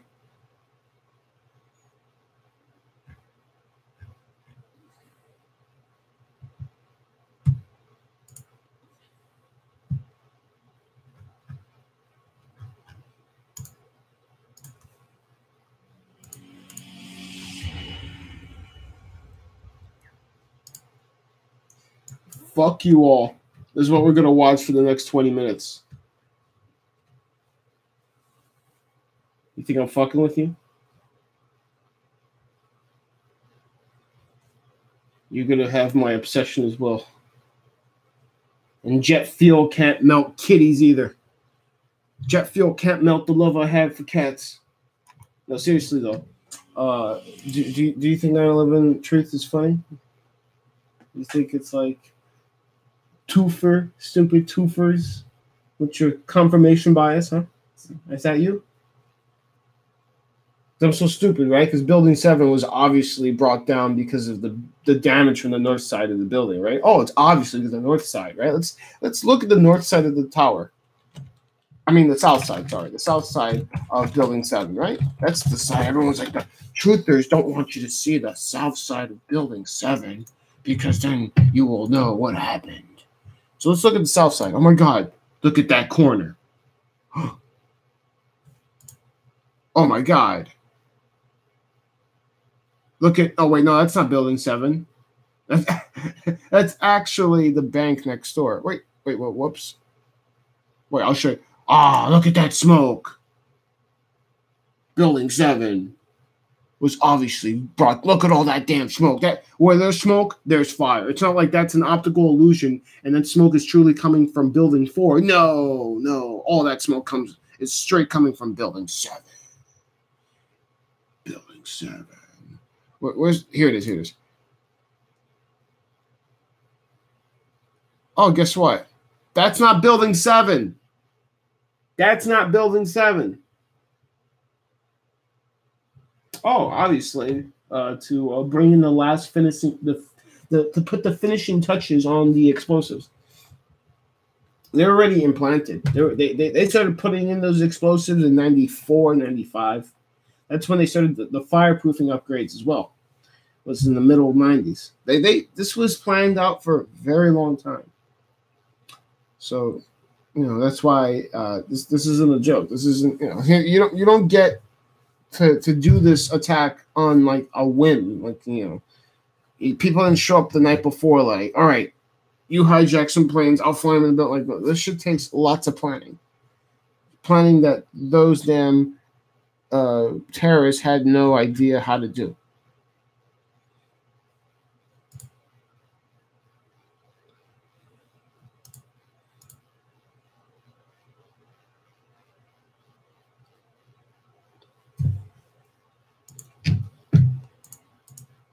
See, so we have other buildings that took tons of damage, and we're like, look at this building. This is the Oklahoma City federal building. It didn't collapse. So why would you think that the building 7 would collapse just because some damage that resembles this? And again, why didn't this banker's building collapse? I mean, look at that damage. Look at that damage. See, but I love how many debunkers will try to lie to you and tell you this is Building 7, when Building 7 did not have pillars going down like that. If you see what Building 7 looked like, here's a picture of it. You could see that it didn't have those pillars. This is probably one of the best pictures you have of the back. And you see it's mostly there. You have this, what looks like some kind of gap here, but I don't think that's damage because it's too straight. Again, this is the back of the tower. See, there's debunked. I love that. Metabunk. Oh, Metabunk.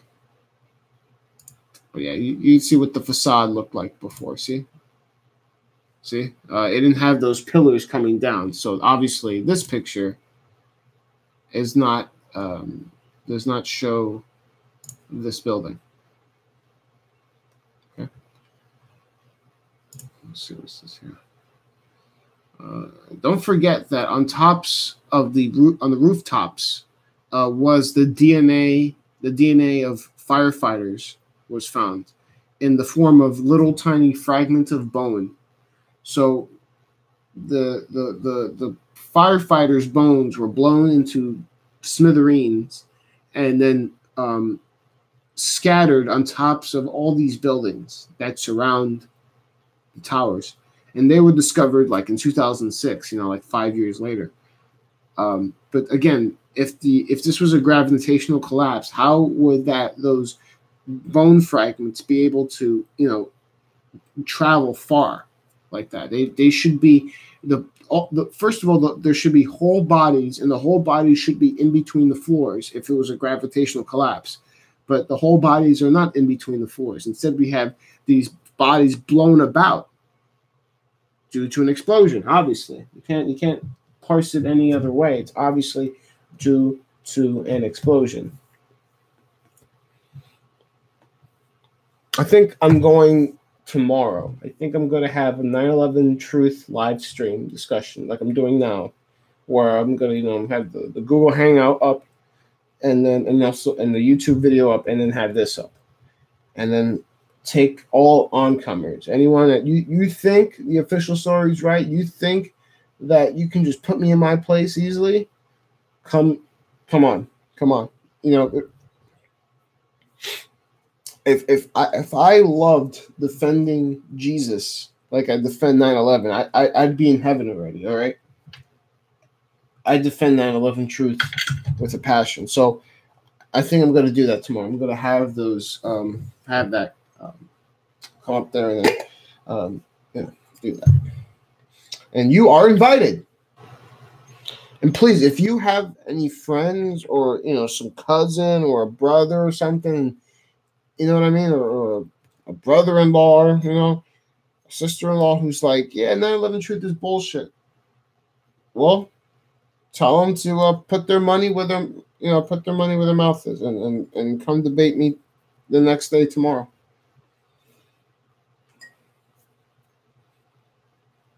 So I'm ready. SpongeBob, I'm ready. Okay, sorry. No, but I'm ready though. Take on all you fools that think the official story was right.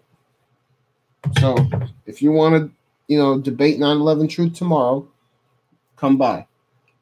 I'll have my live stream. I'll debate it now though. Anyone that thinks 9/11 happened the way the government said so and the truthers are complete paranoid retards, please put your money where your mouth is. Show, don't tell. Show that I'm a retard. Prove it. Prove that I'm wrong. Because I could prove you're wrong easily.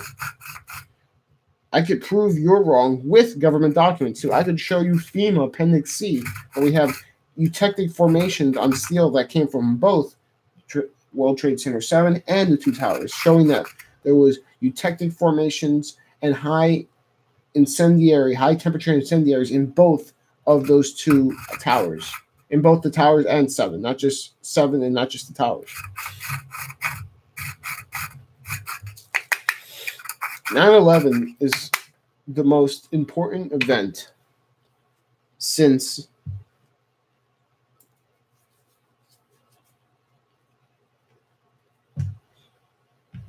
the founding of the country, probably, because nothing has ever affected our country so radically in terms of like new branches of the government, not branches of the government, new institutions of the government were made. Sweeping powers were given that disregarded all the Bill of Rights. George W. Obama. I'll tell you one thing. George Bush's administration had more to do with 9/11 than some random people in Afghanistan. I'll tell you that. A lot more to it. And if you think I'm full of shit, come debate me right now. Let's go. You, like I said, I've been doing 9/11 truth, defending 9/11 truth, learning about 9/11 truth. I defended it in Ground Zero. At Ground Zero, I have, gotten engineers and architects to join AE 9/11 truth. I've gotten firefighters to come to the truth. I had a situation where 1 minute a firefighter wanted to wring my neck, and the next minute, me and him are crying, hugging each other. All right? I'm telling you, 1 minute he wants to fucking beat my face, and the next minute we're crying because I said something to him that hit him straight at his heart. I said, listen, ultimately, I'm here for you guys because even if you don't think it was an inside job, they fucked you over. Because that, and he knew everything I was saying to you, that's why he broke down and cried, because I said, your brothers are dying of diseases, of respiratory illnesses right now, and none of them are getting help with their bills. Yet that museum, that 9/11 museum, charges people over $30 a ticket, and they give zero money of their revenue to nothing to pay the medical bills. But that's not the end. That's the coup de grace is that the company that was contracted by the EPA to lie to the American people and say that the air was safe to breathe, Remember, they said that the air was safe to breathe, that you don't have to wear a mask. That company, which is Bovis, that company gets royalties every year, every month. They get paid from the tickets that are sold at the 9/11 Memorial Museum, but the firefighters don't. And when I said this, he just broke down. He was like, "You are right." He's like, I may not believe the other, but you're right about that, and that is despicable. And I said, what's her name? Whitman? Mary Whitman? I forget the EPA head. But, I would tell a bunch of firefighters marching. I said, you guys, why don't you go after the EPA head who said the air was safe to breathe? I'll never forget one firefighter ran up to me and said, it doesn't matter. I would have been here already. And I said, you're absolutely right. You would give your life for someone you don't know. You're a hero. And heroes deserve respect. And they deserve to be treated with dignity. And lying to a hero is not respectful. It's not dignified. They lied to you and told you it's true that, it's true they would have came there regardless. It's not like if they said the air wasn't safe to breathe, they would have stayed home. No, they would have been there regardless, but they did not have to lie. They did not have to lie to them, okay? They didn't have to, people are like, oh, well, it doesn't matter because I have no control. Yes, we do. Anyway, I've been in this game for a while, man. I've been in this for over a decade, okay? 9/11 Truth for over a decade. I've navigated this landscape. I've met many people. I've met Richard Gage several times. I've met people close to Judy Wood who I don't like. I've met people I've argued with people who say there are no planes in the building. I would tell them, get the fuck out of here, even though it's like, it's my freedom of speech. I'm like, I don't give a fuck. Shut the fuck up. You're wrong. Planes hit the building. End of story. Or even people who said no one died. Sometimes I want to punch those people who said no one died. I mean, it's not that many people, though. Okay? It's just kind of edgy people who probably saw one video or two videos on a no plane theory, and then that must mean everything's wrong. No one died. Thank God it's not many people like that. But I mean, it's bad. It's fucking bad. Here's something that a lot of people don't talk about with 9/11. This is I can't share my screen. This is the, what do you call it? The seismic evidence. The seismic evidence. Oh my God, cat jumps in my lap. The seismic evidence for 9/11. So this is basically the earthquake detecting machines showing that there were rumbles before the towers came down, showing that there were explosions in the basement, which coincide with eyewitness reports like, the hero of 9/11, William Rodriguez, who says that before he heard the explosion happen up above, that he first heard an explosion happen in the basement and that there was immediate damage in the sub B3, B4 level basement, which is, if the plane hit the 80th, 90th floor, and you're talking about a good almost 100 stories down, there's no way it's going to be, there's no elevator shaft that goes straight down. The elevator shafts are cut in thirds. So, if you wanted to take an elevator from the lobby to the final floor, you would have to take 3 elevators. No, what you could do is this. Look. I'm on, first you can watch me on YouTube, right? And you could come on my Hangout. I'll restart this. That's fine, but please, I want to have discussion, especially if you want to talk about 9/11. So if you go to my Twitter, which is connected through here, or in the title of the video, you'll see that it connects to a YouTube link, and then brings you here to this YouTube, and then you see in the chat section, I have the links for you to be in the Hangout. Just make sure you're signed in with your Google account, and then you could be part of the chat. All I ask is when you come in, just announce yourself and tell us your name or whatever name you want us to call you. Don't be creepy. I'm not saying Ruben was a bad guy. Ruben's a good guy, but when he came on, it was just someone there? It was just blackness. I was like, what's going on? Announce yourself. Be like, I'm here now. Don't wait for me to be like, do I hear breathing? You know, it's a little creepy. You know, it's late night right now. You know, I don't know. I just need someone to come over. She's like, I see you. I'm outside your window. But anyway, so please, I'd like to have a discussion. I'm going to have another live stream tomorrow.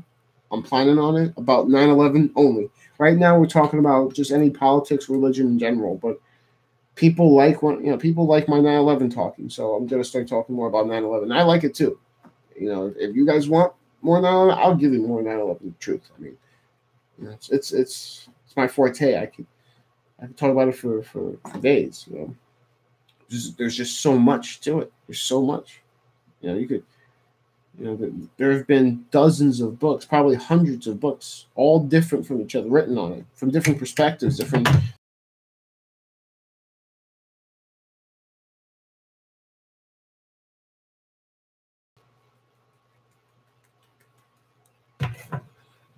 And if you light them, I mean, fuck that. If you got them, light them. Oh man! But anyway, so like I said, you'll find the link to the Google Hangout there. So please, if you want to have a nice civil discussion, of course, I don't care what your position is. All I ask is that if you come on, that you're willing to defend your point with rationality and points. Just make an argument, make an actual argument. Don't just come here and say you're right and then call me stupid. Actually make an argument, please. I'd really enjoy that.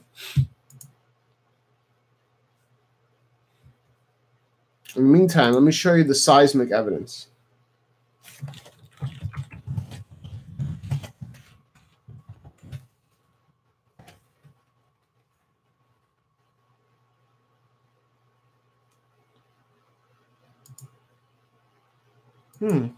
What's this? This is 9/11. Oh, okay. That's what that is. All right. Speaking of witnesses of explosions. Here we go. So let me show you this. Was the Lamont Doherty Earth Energy. Speaking of witnesses of explosions. One of the witnesses was the Lamont Doherty Earth Energy Observatory, 20 miles north. And so these signals, seismic signals, were received. And FEMA and NIST relied on this report that was put out by them. So we have the first plane impact, and there are seismic signals that are received at about the time of that impact. So NIST and FEMA attributes those signal spikes to those very plane impacts. Speaking of witnesses of explosions, one of the witnesses was the Lamont Doherty Earth Energy Observatory, 20 miles north. And so these signals, seismic signals, were received. And FEMA and NIST relied on this report that was put out by them.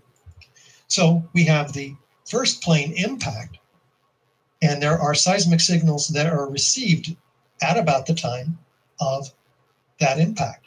So NIST and FEMA attributes those signal spikes to those very plane impacts. That's true also for the South Tower, which produced a 0.7 magnitude seismic spike. But is that true? Are they due to the plane impacts? Well, the event happens at 8:46 and 26 seconds. But the plane impacts don't happen until 8:46 and 40 seconds, according to the NTSB radar that the 9/11 Commission relied on. That's 14 seconds later. So what could be causing those initial impacts if it's not the planes? And NIST claims the plane impacts actually occurred 10 seconds earlier. That accounts for a good portion of that. But they actually then go, they're still short 4 seconds. So they go, but NIST goes back and privately contracts with Columbia University, who runs the LDEO, in 2005 to get them to reinterpret their data. And they do, and they move back the entire seismic spike 3 seconds, much closer to the NIST. Conflict of interest? Though? Found plane time. So that's the kind of science that we're working with here. Actually, it happens in the South Tower event also, where we have the seismic spike occurring at 9:02 and 54 seconds, but the plane impacts, according to NTSB radar in the 9/11 Commission report, only occur 9:03, 11 seconds. That's 17 seconds later. How are we going to resolve this? Well, NIST comes up with 12 seconds right off the bat, using a series of justifications relying on videos in a very complex calculation, but they're still short 5 seconds. So what do? Again, in the same contract, they move the whole seismic spike back, or get the. I mean, it's not even like if this was all true, why didn't the 9/11 Commission update its information? I mean, if this was true, like it was true that it wasn't 9:03 but 9:02 that the plane hit, and why didn't they update it? Because in the 9/11 Commission report that you can buy right now, it still says 9:03. EO, Columbia University, Professor Kim, to move back this seismic spike 3 seconds, which helps them within their margin of error. Wow. Well, what else could be responsible if it wasn't the airplane impacts? Mike Picoro is a witness who says the whole building seemed to shake. There was a loud explosion when the two arrived at the sea level. That's 3 stories down in the basement. They found the machine shop gone. There was nothing there but rubble. We're talking about a 50-ton hydraulic press gone. They made their way to the parking garage, but found that it too was gone. There were no walls, and there was rubble on the floor. You couldn't see anything. The steel and concrete fire door weighed 300 pounds, wrinkled up, like a piece of foil lying on the ground. There's other witnesses of explosions in the basement prior to the plane impacts. Let's listen to Willie Rodriguez. I was a janitor. Like I said, on that day, there was an explosion in the basement, and this is prior to the building got hit by the plane, and then the plane hit. Think of bomb went up the lobby first, then a plane hit the building. The bomb hit the lobby first, and a couple of seconds in the first plane. So bombs hitting the lobby, the basement, prior to the planes hitting. Lots of witnesses corroborating this, but also applied geophysicist Andre Rousseau says the frequency of the Raleigh waves attributed by the LDEO to the plane impacts were on the order of only 1 hertz. So again, you can see why people who say that, oh well, that all those waves are caused by the crashing of the airplane and falling of the debris, like all the concrete hitting the ground, even though the concrete turns to dust. Yeah, that's another thing too. Like you think it's concrete slabs hitting the ground, but it's like wait, the concrete turns to dust.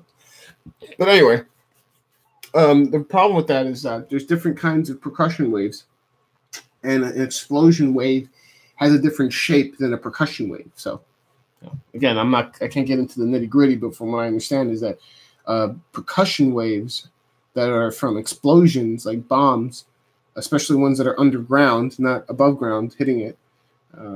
Those explosions have a wave that looks like a bell-shaped wave. That's from what I hear. Low frequency, but aircraft crash impacts have much higher frequencies, 10 hertz, often up to 100 hertz. That's 2 orders of magnitude higher than what was recorded. And yet they're attributed by the LDEO to the plane impacts. Not only that, but these frequencies, these higher frequencies, are actually filtered out by the bandpass filter used by LDEO, which only accepts frequencies 0.6 to 5 hertz. Rousseau says the range of the instruments cited by LDEO does not allow for the recording of such waves by crash impacts. The seismic equipment is designed to detect seismic events like earthquakes and explosions around 1 hertz. This is very important. He says the actual waves generated by the crash had to have been deadened before hitting the ground. I mean, they're more than 1,000 feet up in the air. It's basically hitting a flagpole, right? And so that couldn't have been the case. But how about the actual collapses?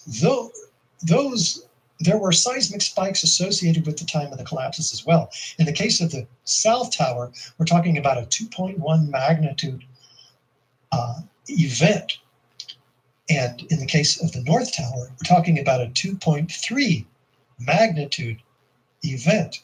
Now, in each of these cases, FEMA and NIST are associating the seismic spikes with the debris hitting the ground. Can that be the truth? Let's look. We have nearly identical collapses, and yet the seismic strengths are quite different. 2.1 in the South Tower versus 2.3 in the North Tower. That doesn't seem like a big difference, but guess what? It's on a logarithmic scale. It's 1.6 times greater in the North Tower. So we can't, we have the same debris hitting the ground in each case. Same style of collapse, or in this case, demolition. So it can't be responsible for 1.6 times the energy. Andre Rousseau says identical buildings and nearly identical collapses can't possibly produce seismic events of extreme different energy releases on an order of magnitude. Well, we also have the concrete floors, floor trusses, gypsum board walls, and the building contents pulverized to dust. So there's no seismic component in the concrete floors because they were pulverized, as we saw, in midair. There's no seismic component. That's what I said, the Or pulverized. extremely little from the steel frame because it's shattered to individual volumes, as we saw, 4 to 8 tons each. And they don't hit the ground all at once, but over a period of 12 to 15 seconds.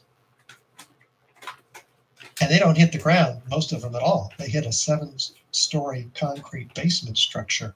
So that's further That's the damage. bathtub. They're equally distributed also The over bathtub. the entire World Trade Center superblock. It's not a focused crash. It is a series of pelting of 4-ton objects, which can't produce this 2.3 magnitude quake in the North Tower, 2.1 in the South Tower. So we have the seismic spikes in our effort to try to find what could have produced these spikes. It wasn't debris hitting the ground. They start at 9:59:04. This is per the original LDEO analysis, the report that came out that has been made public. The start of the tower's collapse is at 9:58:59, according to NIST. Now that's 5 seconds earlier. So the debris can't hit the ground in 5 seconds, so we have a problem, right? The debris starts striking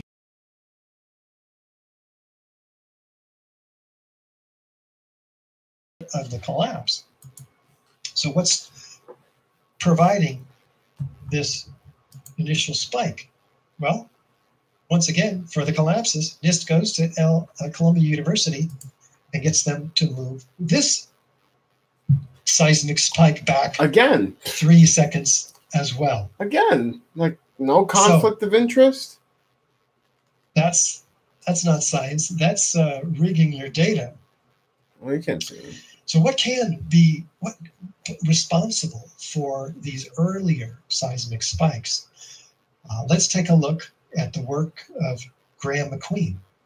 In 2009, did the Earth shake before the South Tower hit the ground?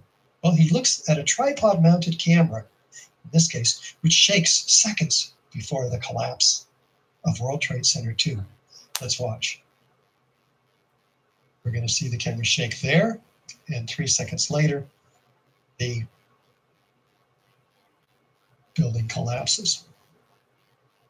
So these are tripod-mounted, and you say, well, maybe somebody kicked it, but this is corroborated by other testimonies. Almost as well. all the tripods. In the case of the North Tower, we have the seismic spike. 11 seconds, seismic 12 spike seconds starting before the at tower 28 fell. and 31 seconds per the original I mean, LDEO. Look. You have seismic evidence. You have the evidence from the video camera shaking. You have evidence from the eyewitnesses saying they heard explosions before the plane crash. What else do you want? Like, that's the truth. That's a triangulation. That's not a confirmation bias. And the tower starts its descent at 10:28 and 31 seconds, 9 seconds earlier. But once again, the debris can't hit the ground in 9 seconds. So what's happening here? It doesn't hit the ground until 12 seconds later. 10, 11, 12. And at 10:28, the heaviest debris hits the ground. So we have a few problems here. That's 4 seconds.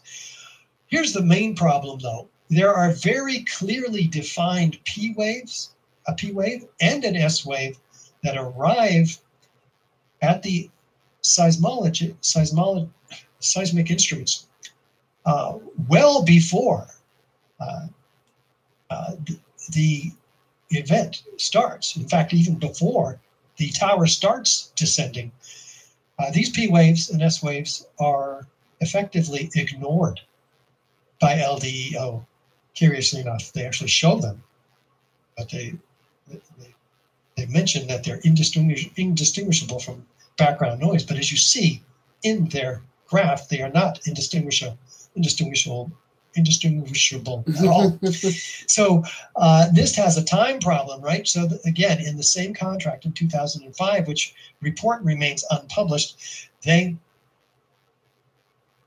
move back the seismic event 3 more seconds, closer in line with their heaviest debris striking the pavement at 10:28 and 36 seconds. This is cooking the books. It's a big problem. So what could produce these P waves and these S waves? Well, once again, the work of Graham McQueen shows that there's shakes 6 and 10 seconds earlier than when the tower starts descent. This one's more obvious. Take a look at this one. We're going to see there's the big shake, and in this case, 6 seconds, building comes down. So this happens again and again and again.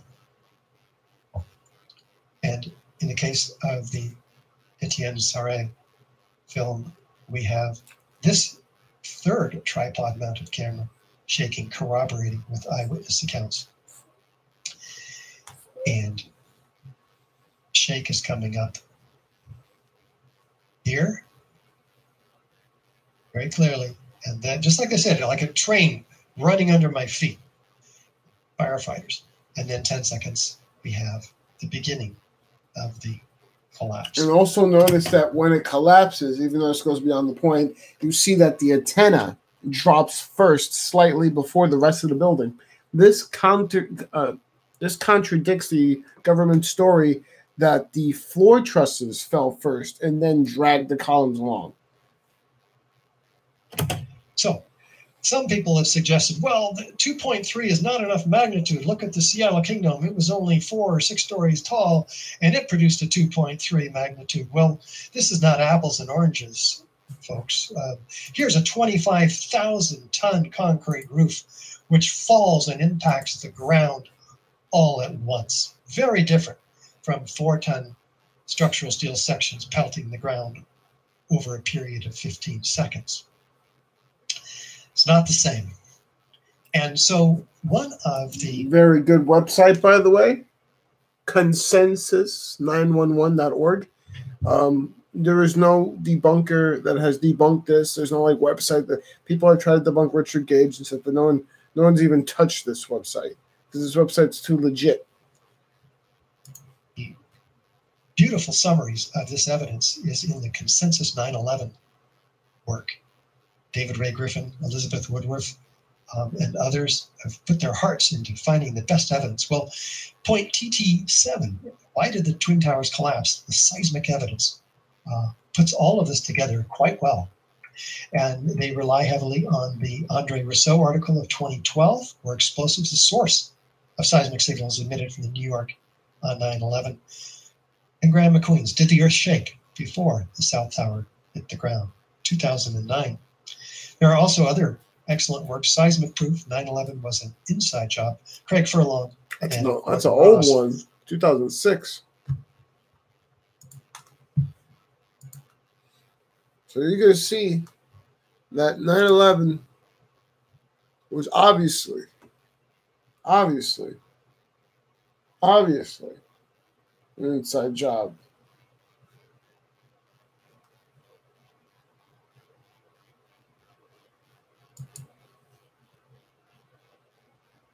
Ten years after 9/11, a new report out just this morning says the U.S. may still be unable to stop a terror attack. The former leaders of the 9/11 Commission say the effort to find airline passengers with hidden explosives lacks reliability, and also argue that the U.S. is not yet prepared for a truly catastrophic disaster. For nearly 8 months after 9/11, FEMA photographers recorded the rescue and recovery efforts at Ground Zero here in New York City. CBS News has been given access to more than 100 hours of that footage, and CBS News Homeland Security correspondent Bob Ward shows us some of that. 10 years later, and the pictures are still overpowering. Raw images of a horror that remains hard to comprehend. Weary rescue workers, overwhelmed by the scope of the destruction, moving debris in a bucket brigade, and digging, oftentimes just with their hands, in a desperate search for survivors and trapped first responders.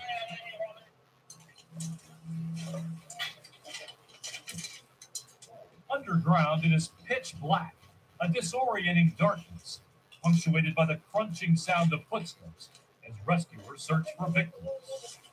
Guided by periodic shafts of light shining down through the carnage above, this team from Miami is tracing subway lines, looking for people who might have taken refuge when the Twin Towers were hit. Another group of searchers from Washington State inches towards another possible shelter.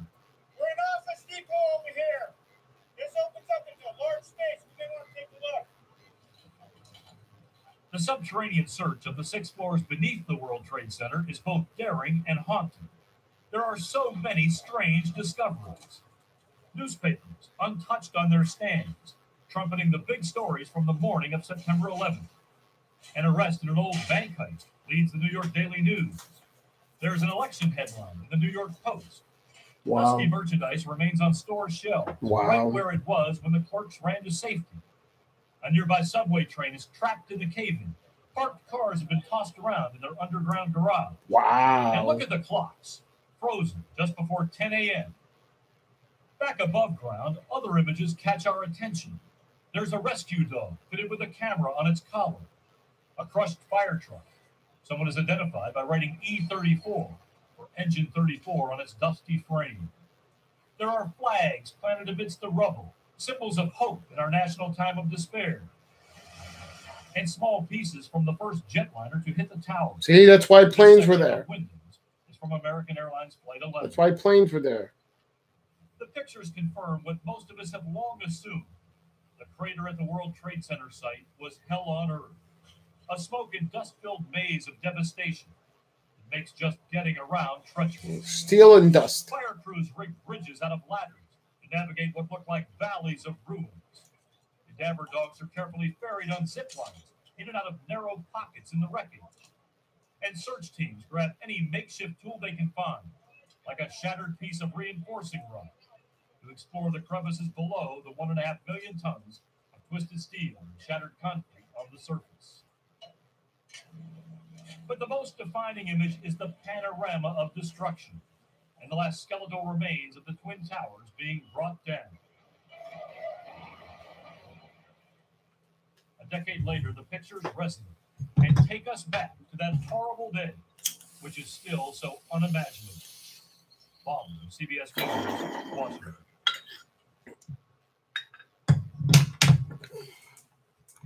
Speaking of witnesses,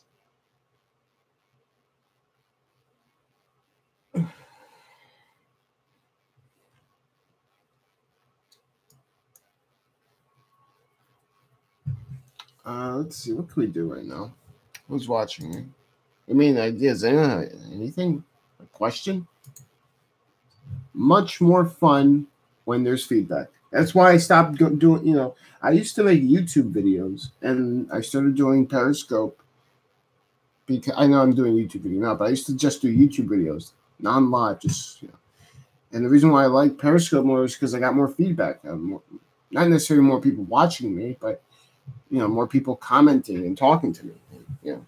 I like discussion. I don't want to just be like, I mean, I like talking. Don't get me wrong, but I like to bounce off of something.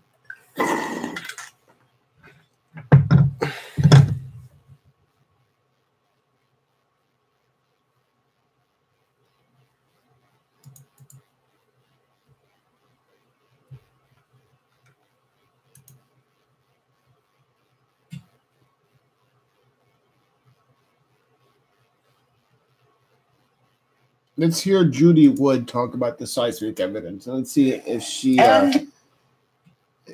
how she connects it with her space beam theory.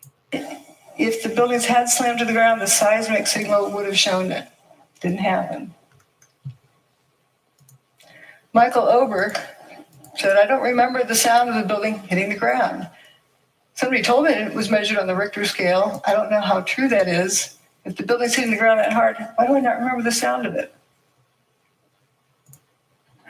It's amazing. And somebody who worked in the 27th floor decided to go home because he wasn't going to get anything done that day. Went down to the ferry terminal, the south end of the island, and some idiot, they thought, came running up and said, the tower just collapsed. And they thought, that's ridiculous. They didn't hear it. They didn't feel it. When they walked past the tower, it looked like it was in good shape.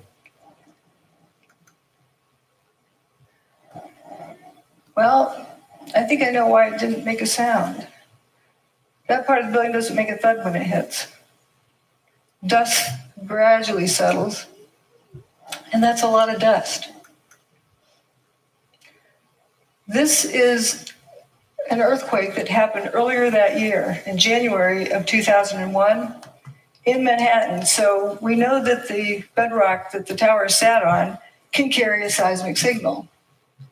But here's what Tower 1, the signal it made. Notice the difference in the quality. This is very high frequency. The lines are very closely spaced compared to this. Also, it has this, I call it the snout leading up to the big signal. It has that leading portion, which is the primary wave. The P wave arrives first, and then the secondary wave arrives. This is neither a P wave or an S wave. This is only a surface wave. P wave and S wave travels through the earth. In other words, during the tower's demise, the signal did not travel through the earth. Again, that's the January 17th earthquake. And here's the P wave is like a rubber band snap, and the S wave is like a jump rope. And the rolling surface, like getting up off a mattress in the morning, the mattress springs back up. If you remove two 500,000-ton buildings, you're going to create a surface wave. But it only lasts 8 seconds.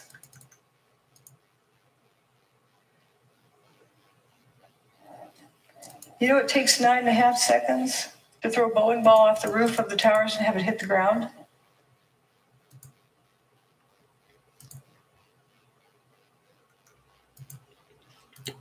So how can this be? The building couldn't have reached the ground as a solid, rigid object.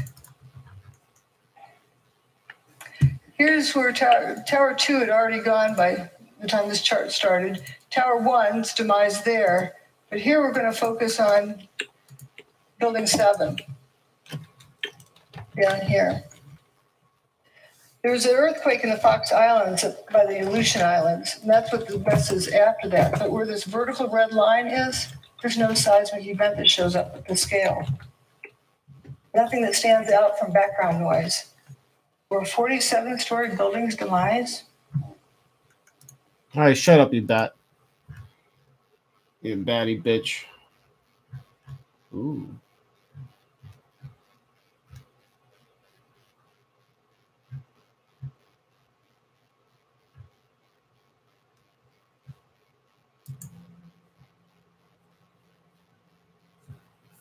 I don't like Armored Skeptic, but I love kitties.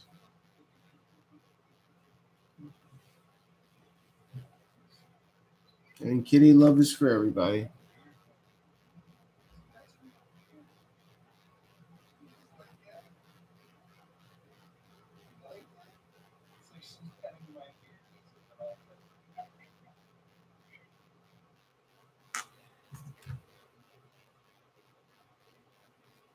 Oh my God, they're gonna make a fucking prequel to The Sopranos. Oh, they're gonna ruin it. Unless this guy is making it. Oh, no, they're not gonna use him. That's fucked up.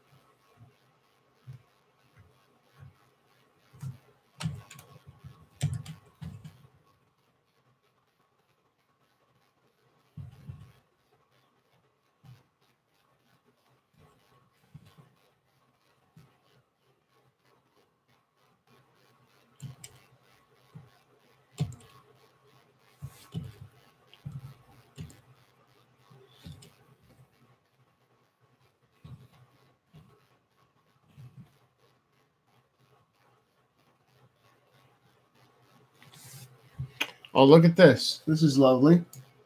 This is our American, average American here. Our independence. Yes.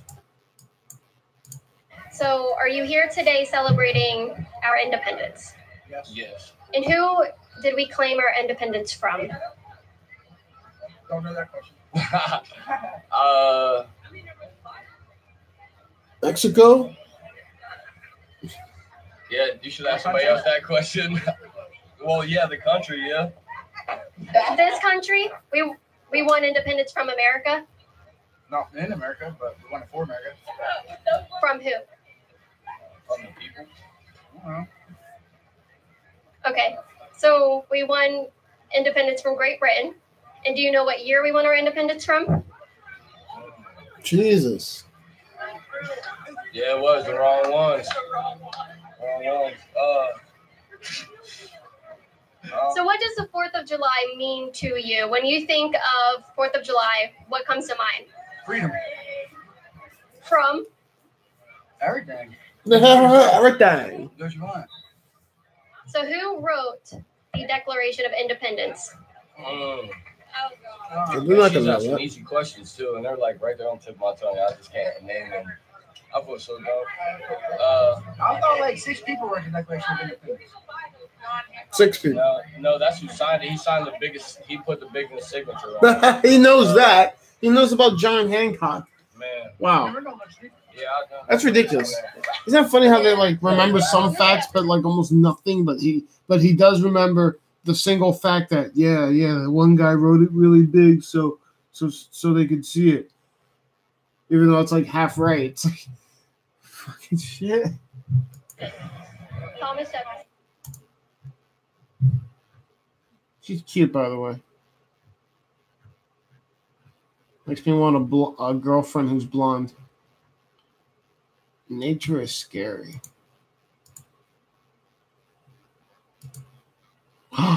Kitties.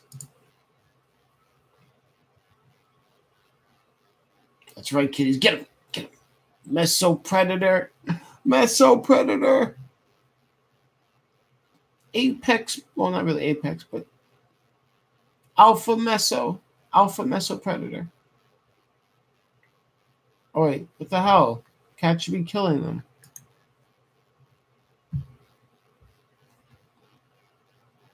Oh, they just murked this dude.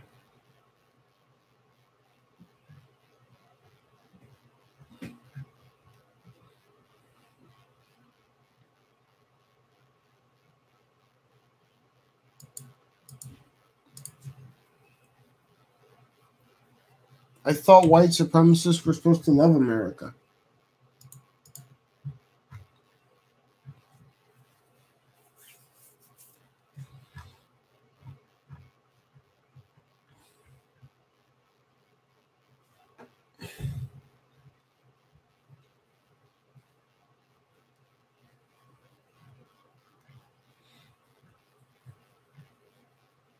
What the fuck is this about?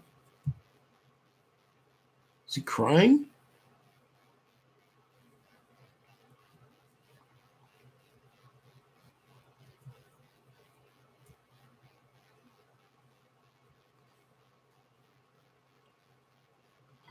Trump's daily assaults on reality. Shut the fuck up. Trump's daily assaults on reality. Fucking media.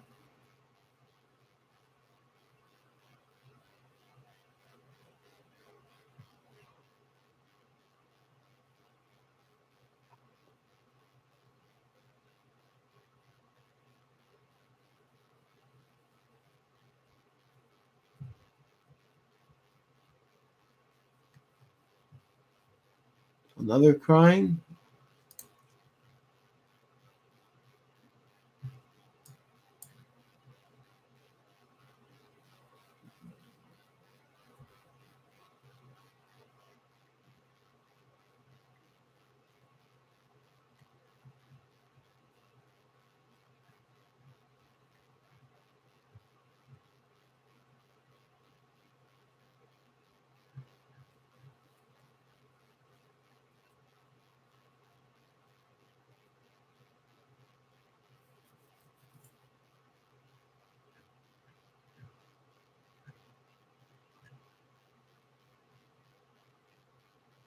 Wow.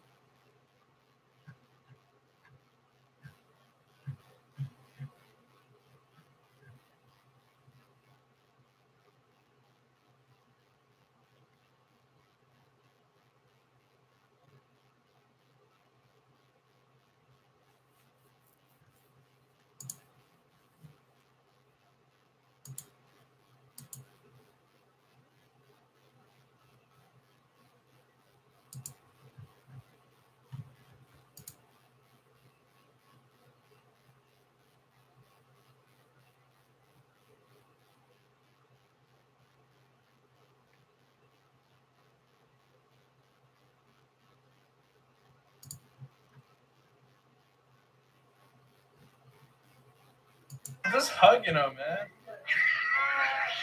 Just hugging him, man.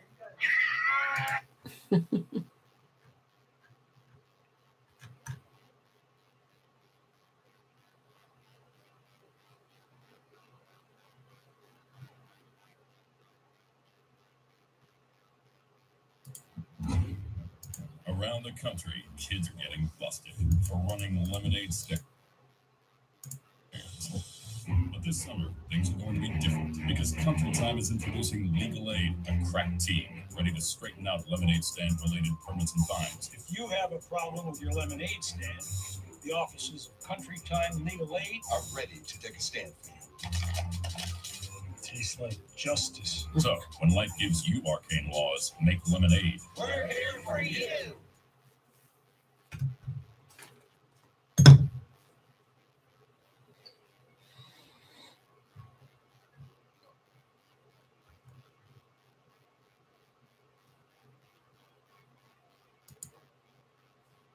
The only remaining question is,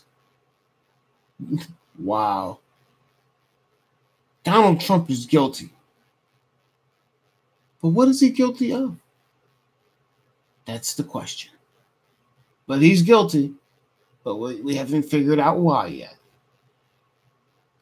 If you want to know what fascism is, this is fascism. This is fascism. You're guilty, but we haven't figured out why yet.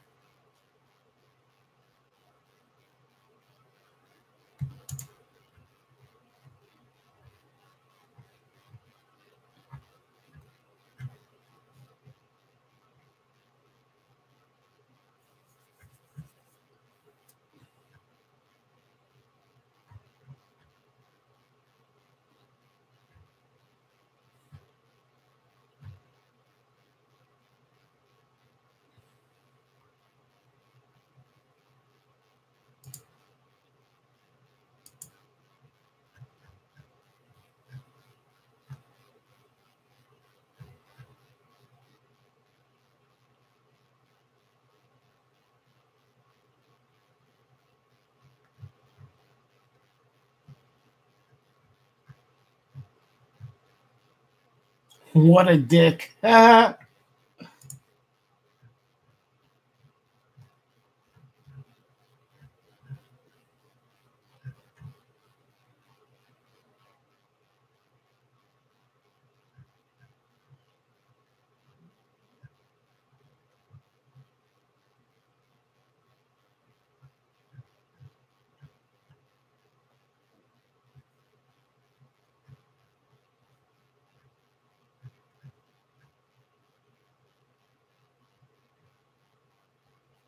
What the fuck is this?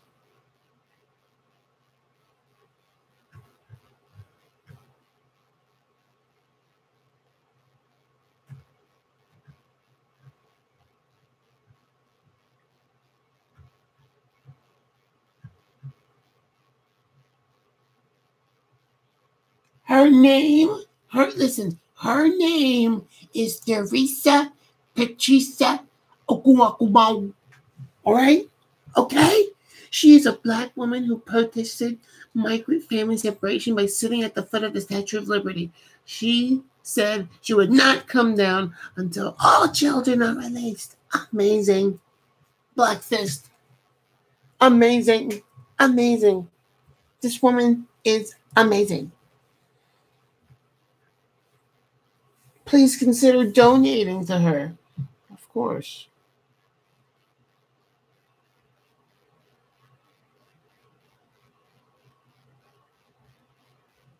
Wow, so it seems like if you're gay, you get free residential long-term safe space, which means you can live here. Wow. How you help them get a fucking job.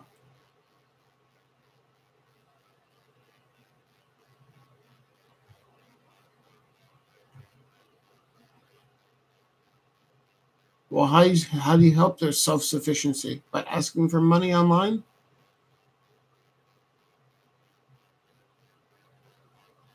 Oh, again, look. My gay fucking little whatever. My what do you call it? My 3 younger gay cousins are all gay, all 3 of them. And can you give them money so they can get to their goal of going to the Junior Olympics? It's like, well, how about they work for it? How about they get up a part-time fucking job? How about they do something of fucking value? How about, why don't they go and sell water bottles? How about they go sell water bottles? Huh? That's what that other little black girl did. Why can't your 3 gay little fucking cousins go sell water? Why do you gotta come online and ask for fucking money when you fucking talk shit about self-sufficiency, as it says up here? But yet you're up here saying any contribution you can give, self-sufficiency, donate. Self-sufficiency, don't you see the fucking problem here? Because how are you going to teach self-sufficiency if you're fucking based on donations, okay?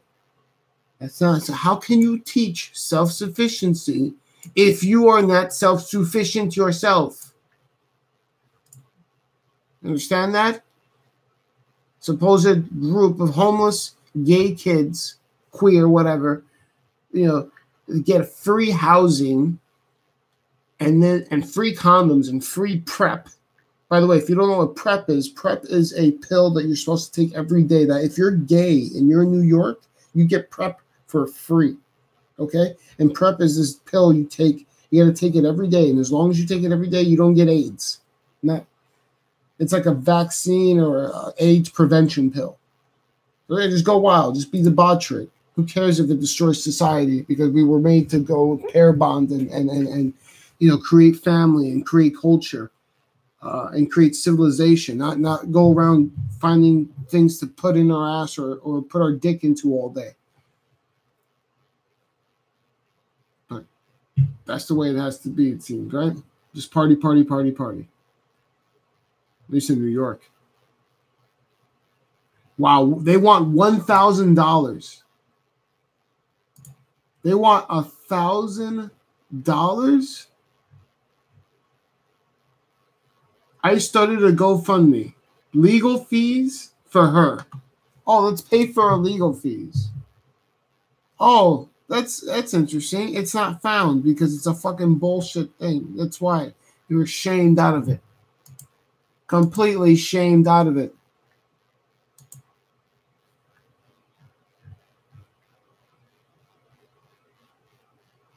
Update. She has been released on her own reconnaissance. She's facing 3 misdemeanor charges, the woman who was in the Statue of Liberty. There will be a status hearing August 3rd, 10 a.m. Rise up. Whoa. Why is his hand white? Oh, it's probably because it's a white girl, right? That's a white girl? It doesn't look white to me.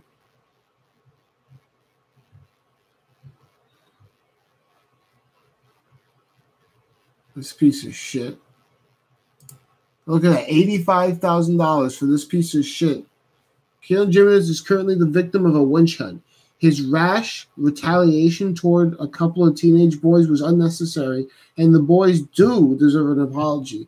But currently, right-wingers have opted for an unethical approach to the violence. No. You're getting what you dish out. If the left wants to destroy the life of any person they deem, that they, in their mob justice, deem to be a problem, then you get the same treatment. That's equality, okay? Poor kids in Thailand. One of the rescue divers got killed on the way there, man. Fucking crap. I still don't understand, how did those kids get in the cave? Because they're talking about the cave is like so deep, so far away from everything else. It's like, how the fuck did they even get in there? I don't get it.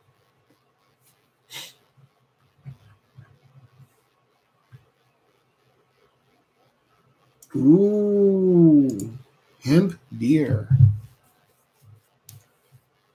I want some.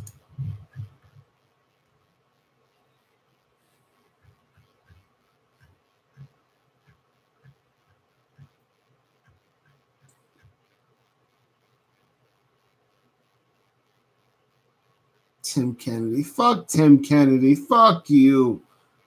Fuck you, Mr. Oh, I'm going to have my friends waterboard me to show how waterboarding is just like nothing. Even though, like, no. If you want the real experience, get kidnapped by people you don't know that you didn't plan for at 3 a.m. Get transported to another country that you have no idea where you are, but you know you're on foreign soil. And then let them do it to you there, where you don't know the fate. It's not you and your friends. It's not like you can just tell your friends, hey guys, stop. Let's go eat for burritos now. Let's go for tacos right now. Yeah. No. Have you in prison and then do that to you. Let's see what you do then, you piece of shit. Anyone who thinks torture is okay. Look, first of all, torture is immoral. That's the first thing.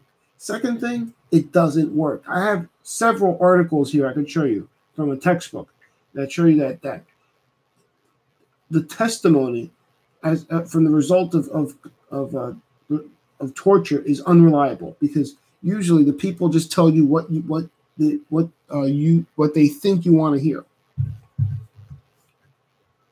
They don't necessarily tell you the truth.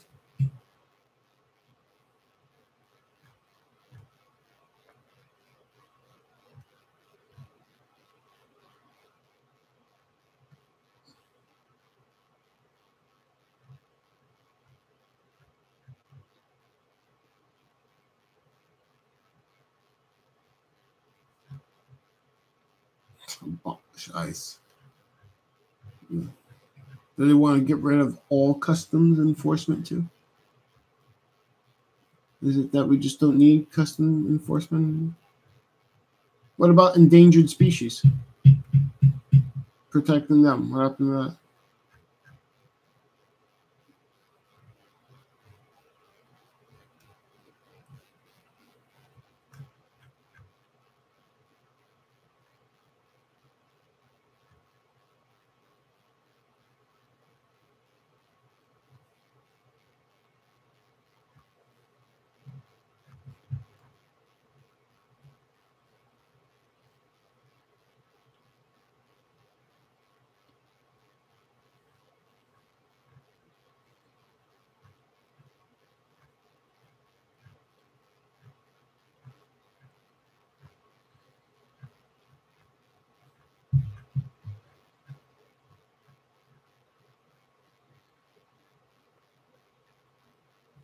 This is Maxine Waters' district.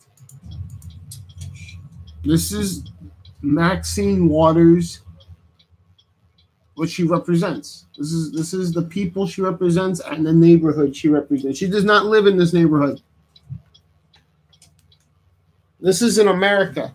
This is LA. This is, I think, Skid Row. Or somewhere near it.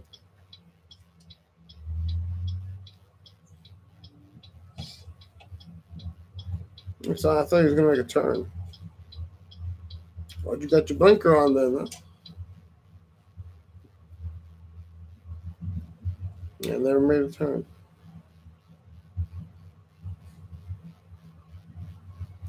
Look at that shit, man. There's no stores. Everything's boarded up. There's a line here for something. Is that a line? No, it's not a line.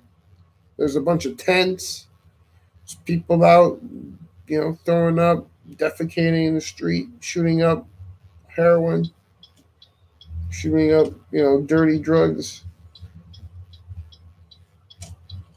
with dirty needles into infected, pus-filled arms, into collapsed veins.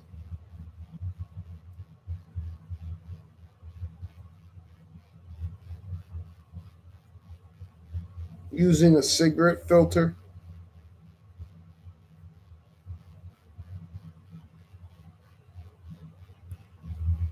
To filter the heroin. Right there.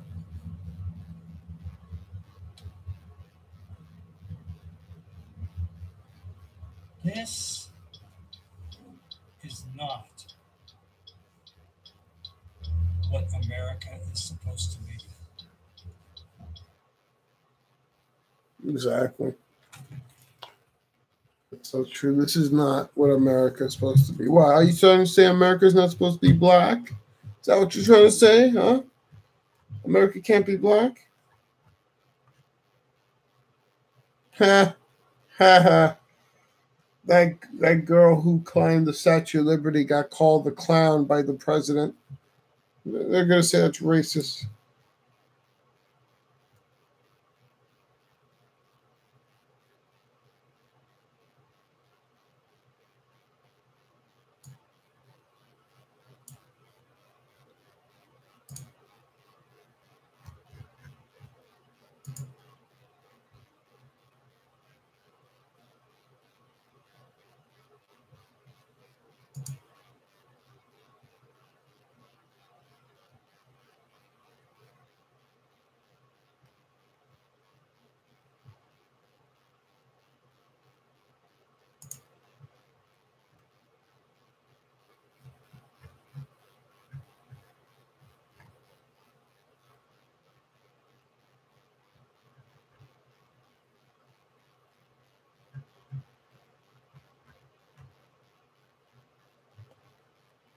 I don't really like gelato.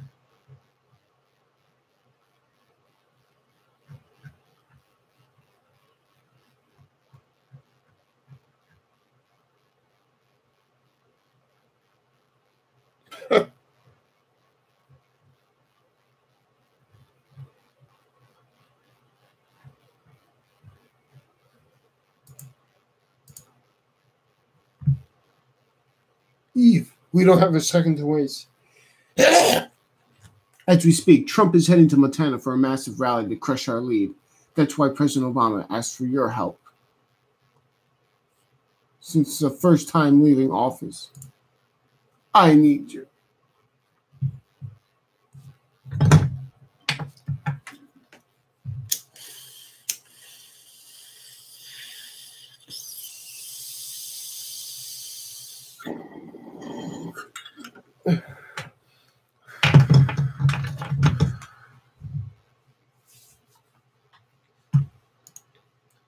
I need you. At least I had one person come on today. That was pretty cool.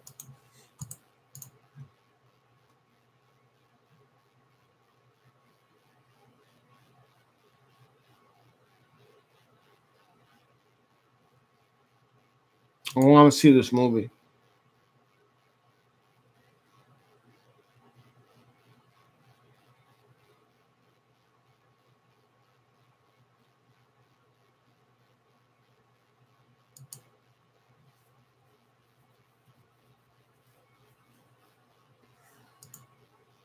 Bill Shine, right-hand man to the late Roger Ailes of Fox News, is joining the Trump administration as the newest communications director.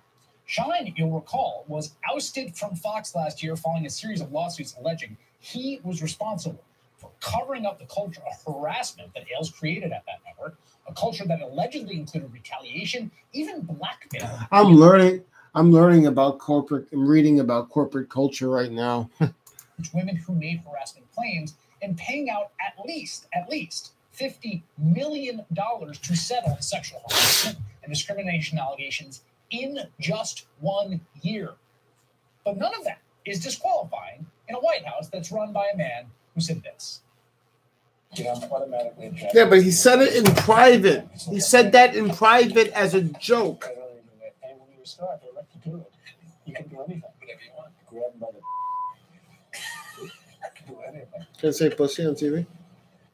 Joining me now, Betsy Woodruff, politics reporter for the Daily Beast, and Angela Curzon, who's president of Media Matters. And Betsy, I got to say, the president just did a rally, and he made a joke, a sort of diminishing joke about Me Too at that rally.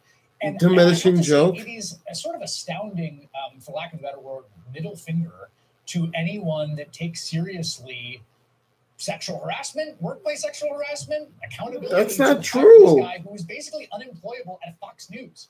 The president actively opposes the Me Too movement. He thinks it's troubling and bad for If he when women come forward with if he actively opposed it, then that would mean he would go again. Not that he would just be, like he doesn't like it idly, but that he would actually go after people or go after policies that help, the whole thing. He would try to make it illegal. That's what I'm trying to say. And he's not doing that. Men who are in positions of power, and he doesn't even seem to be particularly troubled by whether or not those allegations are true.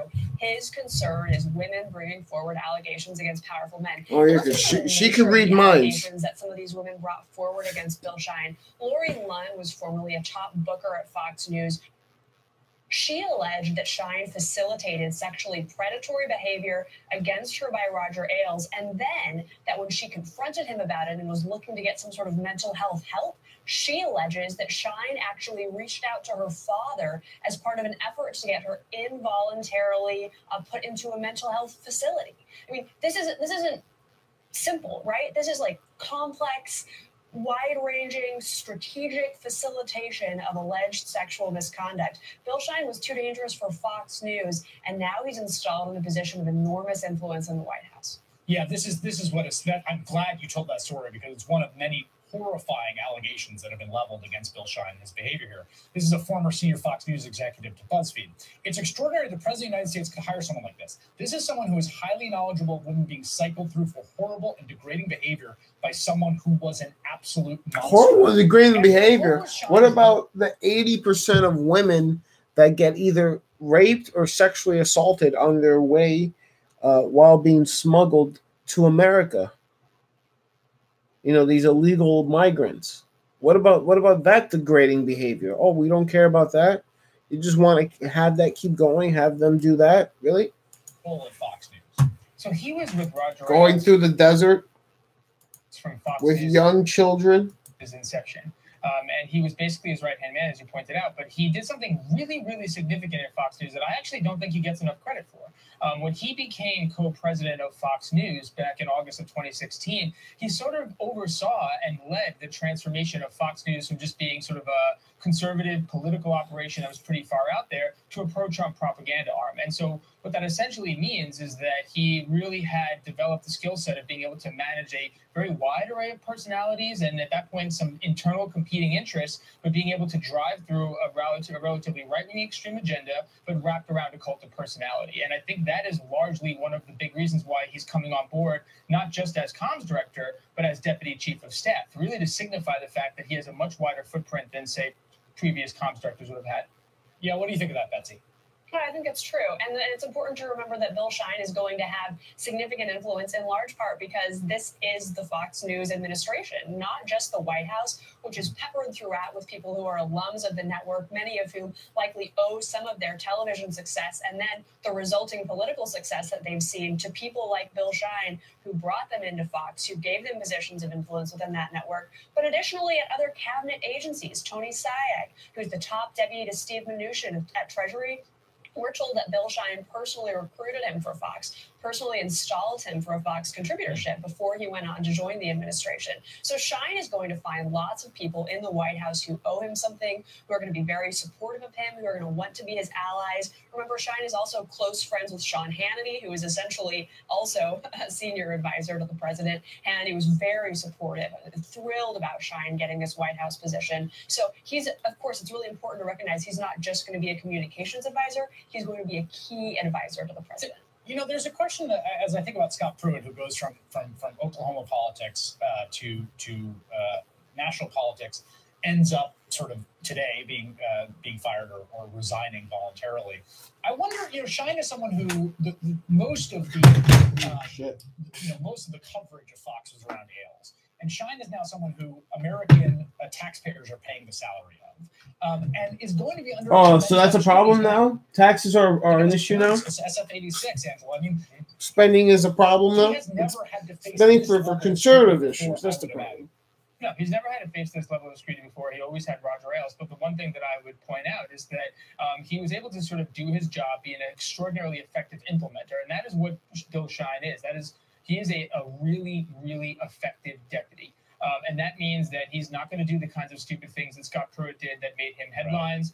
And the one thing that I think underscores that, and it sort of relates to what Betsy was getting to before, is that Bill Schein really understands influence and soft power and how to move things. One of his principal roles at Fox News, even before he was co-president, but a role that he kept when he was co-president, is that he wanted to handle all of the contributor contracts, both on the left and the right. He was the one that was doling out contracts to both the left-wing talkers and the right-wing talkers at Fox News. And that's built him a relatively wide stable of talking heads across all of cable news these days and much deeper into the larger media atmosphere. And so I think it's a combination of those relationships. He understood the importance of that role. And I think it indicates the fact that he's not going to be the person popping his head up there doing kinds of ridiculous stuff. And I think you'll see him doing more and more behind the scenes work, just like tonight. I mean, he's fourth day on the job and he was traveling with the president, to Montana for that event, because he's really thinking about the production and sort of like the television optic. My computer's really lagging.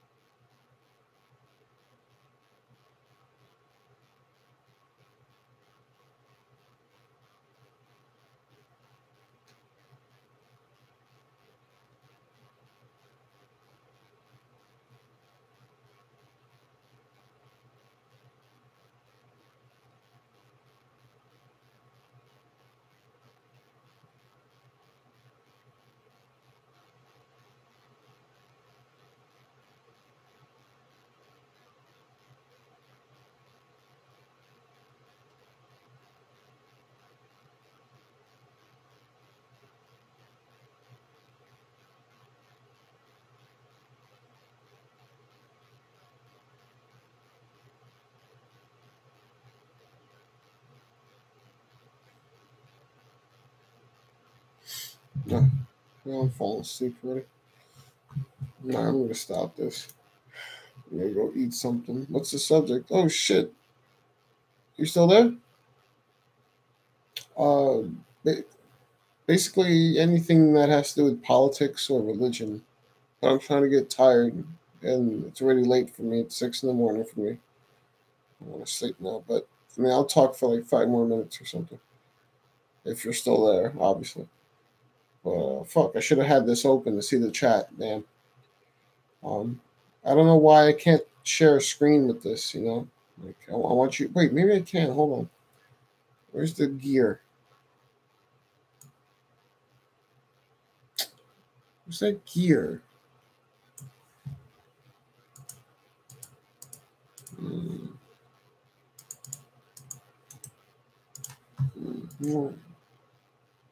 Nah, I can't find it.